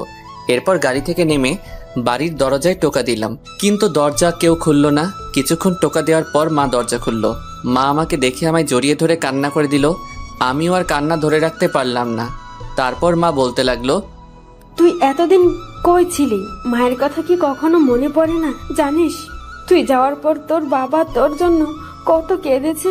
বল না, এতদিন কই ছিলি? তুই আর আমাদের ছেড়ে যাবি না তো? না আম্মু, আমরা এখানেই থাকবো। তামিম মেয়েটা কে রে? তোমার আদরের বৌমা। আম্মু, মা এদিকে আসো। তোমার নাম কি? আমার নাম মাইশা। আম্মু বাবা কোথায়? বাবাকে দেখতেছি না তো। তোর বাবা ঘুমাইছে, তোরা রুমে গিয়ে ফ্রেশ হয়ে নে, তোদের জন্য খাবার আনতেছি। না আম্মু, আমরা খেয়ে এসেছি। না আমি খাবো, তুমি না খেলে না খাও। আচ্ছা ঠিক আছে, চলো ফ্রেশ হয়ে নিবে। হুম। এরপরে দুইজনে রুমে গিয়ে ফ্রেশ হয়ে নিলাম। আমি ফ্রেশ হয়ে শুয়ে পড়লাম। মাইশা ফ্রেশ হয়ে মায়ের কাছে চলে গেল। আম্মু তুমি আমাকে খাইয়ে দিবে? কেন দিব না আম্মু, তুমি এদিকে বসো, আমি তোমাকে খাইয়ে দিচ্ছি। ওকে আম্মু। এরপর আম্মু মাইশাকে খাওয়াই দিতে লাগলো, কিন্তু মাইশার চোখে পানি। আম্মু তা খেয়াল করলো, তাই মাইশাকে বলল, কি হলো, তুমি কাঁদছো কেন? আম্মুর কথা মনে পড়ে গেল, আম্মুকে খুব মিস করতেছি। তোমার আম্মু নেই কে বলেছে? আমি তো আছি, আজ থেকে আমাকেই আম্মু বলে ডাকবে, কেমন? ওকে আম্মু। এবার কান্না বন্ধ করে খাবারটা খেয়ে নাও তো। এরপর মাইশা ছোটদের মতো করে আম্মুর হাতে খাবার খেয়ে আবার রুমে চলে আসলো। রুমে আমার বুকে মাথা দিয়ে ঘুমিয়ে পড়লো। সকালবেলা গায়ে পানি পড়ায় ঘুমটা ভেঙে গেল। চোখ খুলে দেখি মাইশার চুল থেকে পানি ঝরতেছে আর মাইশাকে ভেজা চুলে খুব সুন্দর লাগতেছে। আমি আর নিজেকে কন্ট্রোল করতে না পেরে মাইশাকে পিছন থেকে জড়িয়ে ধরলাম। এই কি করছো? ছাড়ো আমায়। কেন ছাড়বো কেন? এখন কেউ এসে পড়লে সমস্যা হবে। কেন? আমি আমার বউকে আদর করব, এতে কার কি সমস্যা? তা মহারাজ, আজ এত রোমান্টিক মুডে কেন? তুমি এত সুন্দর কেন বলো তো? মন চায় সব সময় তোমাকে আদর করতে। আচ্ছা যাও, গিয়ে ফ্রেশ হয়ে আসো, আম্মু আমাদের জন্য অপেক্ষা করতেছে। কে তুমি? যাও, আমি আসতেছি। ওকে। এরপর ফ্রেশ হয়ে বাহিরে আসলাম। বাহিরে এসে দেখি সবাই চেয়ারে বসে আছে আর আমার জন্য অপেক্ষা করতেছে। আব্বু আমাকে দেখে জড়িয়ে ধরলো আর বলল, এতদিন কোথায় ছিলি বাবা? আমাদের কথা কি কোনো দিনও মনে পড়েনি? আজ 10 বছর হলো, তারপর আসলি। আর তো আমার কোনো নামই নেই, কেন আমরা তোর কেউ হয় না? বাবা, আমার তোমার কথা খুব মনে পড়তো, কিন্তু কি করব, তোমাদের সম্মান যা হানি হয়েছে তা তো ফিরিয়ে আনতে হবে। তুই আর কোথাও যাচ্ছিস না তো? না বাবা, আম্মু নাস্তা দাও, আমি একটু বাহির হব। এখন আবার কোথায় যাবি? ওইখান থেকে আসলে বলবো। আর তোমরা কাপড় চোপড় সবকিছু গুছিয়ে রাখিও। কেন কাপড় চোপড় গুছিয়ে রাখবো? আমি নতুন ফ্ল্যাট কিনছি, ওইখানে চলে যাব। আর আমি এখন কলেজে যাব, কারণ ওই কলেজের সভাপতি এখন আমি। আচ্ছা ঠিক আছে। এরপর নাস্তা করে সোজা কলেজে চলে আসলাম। কলেজে এসে দেখি কলেজে প্রোগ্রাম হচ্ছে। প্রোগ্রাম হবে নাই বা কেন, নতুন সভাপতিকে বরণ করতে হবে যে। এরপর আমি গাড়ি নিয়ে কলেজের মাঠে নামলাম। গাড়ি থেকে নামার সাথে সাথেই কলেজের স্টুডেন্টরা সবাই আমাকে ফুল নিয়ে বরণ করে নিচ্ছে। এরপর আমি স্টেজে গিয়ে বসে পড়লাম। এরপর প্রিন্সিপাল মাইকে অ্যানাউন্স করলেন, মাই ডিয়ার স্টুডেন্ট, আজকে আমাদের কলেজের নতুন সভাপতি তোমাদের সম্মুখে কিছু বলবেন। আমি সভাপতি মহোদয়কে অনুরোধ করব উনি যেন তার মূল্যবান বক্তব্য পেশ করেন। প্রিন্সিপালের অ্যানাউন্স শুনে সবাই হাততালি দিল। এরপর আমি স্টেজে গিয়ে মাইকে গিয়ে আমার বক্তব্য শুরু করলাম। আসসালামু আলাইকুম, সবাই কেমন আছেন? আমি এই কলেজেরও স্টুডেন্ট ছিলাম, কিন্তু এই কলেজে আমার স্থান হয়নি। শুধুমাত্র মিথ্যা অপবাদে আমাকে এই কলেজ থেকে টিসি দিয়েছিলেন। তখন সভাপতি ছিলেন মিস্টার চৌধুরী। সেদিন আমি ওনাকে চ্যালেঞ্জ করছিলাম, একদিন ওনার কলেজের সভাপতি আমি হব। আমি আমার চ্যালেঞ্জ রেখেছি। কিন্তু তোমরা সবাই স্টুডেন্ট, তোমাদেরকে একটা কথাই বলবো, জীবনে যত বাধাই আসুক না কেন, কোনোদিন পিছিয়ে যাবে না। শত বাধা বিপত্তি পেরিয়ে তোমাদেরকে এগিয়ে যেতে হবে। সবসময় একটা কথাই মনে রাখবে, জীবনে সাফল্য অর্জন করতে চাইলে অনেক বাধা বিপত্তি পার করতে হবে। তাহলে এই কথাই রইল, সবাই মন দিয়ে পড়াশোনা করবে। ধন্যবাদ। এরপর কলেজে থেকে বাহির হয়ে গাড়ি নিয়ে সোজা ফ্ল্যাট বাড়িটার দিকে গেলাম। ফ্ল্যাট বাড়িতে ঢোকা মাত্রই একটা ভিডিও মেসেজ আসলো। ভিডিও মেসেজটা দেখে তো আমার কলিজার পানি শুকিয়ে গেছে। ভিডিওটাতে দেখানো হচ্ছে মাইশাকে কারা যেন কিডন্যাপ করে একটা বাগান বাড়িতে বেঁধে রেখেছে। আর ভিডিওতে বলছে আমার সব কোম্পানি এবং আমার 700 কোটি টাকা তার নামে করে দিতে হবে। কিন্তু কে হতে পারে? কে আমার শত্রু হতে পারে? কে কে কে কে কে হতে পারে? মাইশাকে কিডন্যাপ করেছে, সে যেই হোক না কেন, যে আমার প্রাণকে কিডন্যাপ করছে তাকে তো আমি ছাড়বো না। সে যেই হোক না কেন, তাকে আমি প্রাণে মেরে ফেলবো। এরপর ওইখানে আর না থেকে বাসায় চলে আসলাম। বাসায় এসে দেখি বাসার সব কিছু ভাঙা আর বাবা মার নিথর মৃতদেহ মাটিতে পড়ে আছে। আমি দৌড়ে গিয়ে বাবা বলে কান্না করে দিলাম। হঠাৎ দেখি বাবা একটু রেসপন্স করতেছে। তামিম, তুই এসেছিস, কিন্তু তোর সাথে আমরা থাকতে পারলাম না। কিন্তু মাইশা তোর কলেজে সভাপতি কিডন্যাপ করেছে, মাকেও মারার চেষ্টা করছিস, কিন্তু তুই শুধু তোকে বলার জন্য হয়নি। আল্লাহ আমাকে বাঁচিয়ে রেখেছে। আমার সময় শেষ হয়ে যাচ্ছে। না বাবা, তোমাকে আমি কিছু হতে দিব না। তোমাকে এখনই হসপিটালে নিয়ে যাব। এরপর বাবাকে কোলে করে গাড়ির কাছে নিয়ে যেতেই বাবার প্রাণটা চলে গেল। বাবা, বাবা তোমাদের নামে শপথ করতেছি, তোমাদের খুনিকে আমি বাঁচতে দিব না। এরপর বাবা আর মায়ের দাফন কাফন সেরে বাসায় এসে আমার রুম থেকে 3.888 mm বুলেটের পিস্তলটা নিয়ে গাড়ি করে সোজা অবনীর বাসায় চলে গেলাম। বাসায় গিয়ে দেখি অবনী আর অবনীর মা ছাড়া কেউ নাই। আমি অবনীর মাথায় পিস্তল ঠেকিয়ে ওর বাবাকে কল করলাম। বাবা। মামুনি বল। কোথায় জিজ্ঞাসা করো। বাবা তুমি কোথায়? এই তো আমাদের বাগান বাড়িতে আছি। কেন বলতো? এমনি বলছিলাম। অবনী থেকে ফোনটা কেড়ে নিয়ে ভেঙে ফেললাম। এরপর অবনীকে আর অবনীর মাকে গুলি করে সোজা বাগান বাড়ি চলে আসলাম। এরপর বাগান বাড়ির সামনে গিয়ে দেখি চারিদিকে অবনীর বাবার লোকেরা পাহারা দিচ্ছে। তাই আমি বাগান বাড়ির পিছনে গিয়ে পিস্তলের সাইলেন্সার লাগিয়ে বাগান বাড়িতে লুকিয়ে লুকিয়ে ঢুকে পড়লাম। একটু এগিয়ে গিয়ে দেখি মাইশাকে চেয়ারে বাঁধানো অবস্থায় রয়েছে। আর মাইশাকে দেখে সামনে যেতেই অবনীর বাবার লোকেরা আমাকে মাথায় পিস্তল দিয়ে ঘিরে ফেলল। একটু পর অবনীর বাবা এসে আমাকে বলল, এই কাগজ আর এই ল্যাপটপ নে, তোর সব কিছু আমার নামে করে দে, আর তোর অ্যাকাউন্ট টাইপ করে পাসওয়ার্ড দিয়ে তোর সব টাকা আমার অ্যাকাউন্টে ট্রান্সফার করে দে, না হলে তুই তোর মাইসাকে বাঁচাতে পারবি না। মৃত্যুর মুখে দাঁড়িয়েও তোর ভয় করছে না? এইভাবে হাসতেছিস কেন? অস্ত্র দিয়ে লড়তে পারবি, কিন্তু অস্ত্র ছাড়া লড়ার সাহস তোর নাই। বয়েস, সবাই অস্ত্র ফেলে দাও, এইবার খুশি তো? আমি তোদের সবাইকে 5 মিনিট সময় দিচ্ছি। 5 মিনিটের মধ্যে যদি তোরা সবাই মিলে আমাকে মারতে না পারিস, তাহলে আমি তোদের মেরে ফেলবো। Let's start the fight. এরপর সবাই মিলে আমাকে মারতে লাগলো। আমার পুরো শরীর রক্তাক্ত হয়ে গেছে। এরপর আমি কিছুক্ষণ মরার অভিনয় করলাম। আমাকে এমন হতে দেখে অবনীর বাবার লোকেরা বলল, বস, হি ইজ ফিনিশ। এরপর আমি লাফ দিয়ে উঠে দাঁড়ালাম আর বললাম, time is finish, let's my times start now. বয়েস, কিল হিম। এরপর অবনীর বাবার লোকেরা আমাকে মারতে আসলে আমি আমার পা দিয়ে লোকটির গলায় একটা লাথি মারলাম। সাথে সাথে মাটিতে লুটিয়ে পড়ল।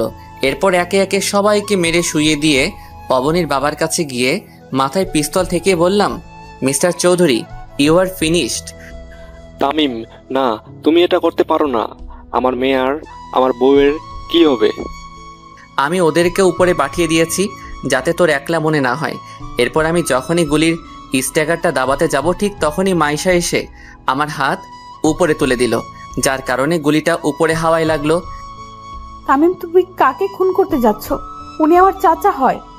আমি জানি, কিন্তু তোমার চাচা আমার বাবা মাকে মেরে ফেলেছে আর তোমাকেও কিডন্যাপ করেছে। আম্মু আব্বুকে মেরে ফেলেছে। এখন আমি মা কাকে ডাকবো? শেষ করে দাও। এরপর মাইশা আমার কাছ থেকে পিস্তলটা নিয়ে অবনীর বাবাকে শ্যুট করে দেয়। অবনীর বাবার সাথে সাথে মাটিতে লুটে পড়ে। ইতি এসে সোজা আমায় জড়িয়ে ধরল।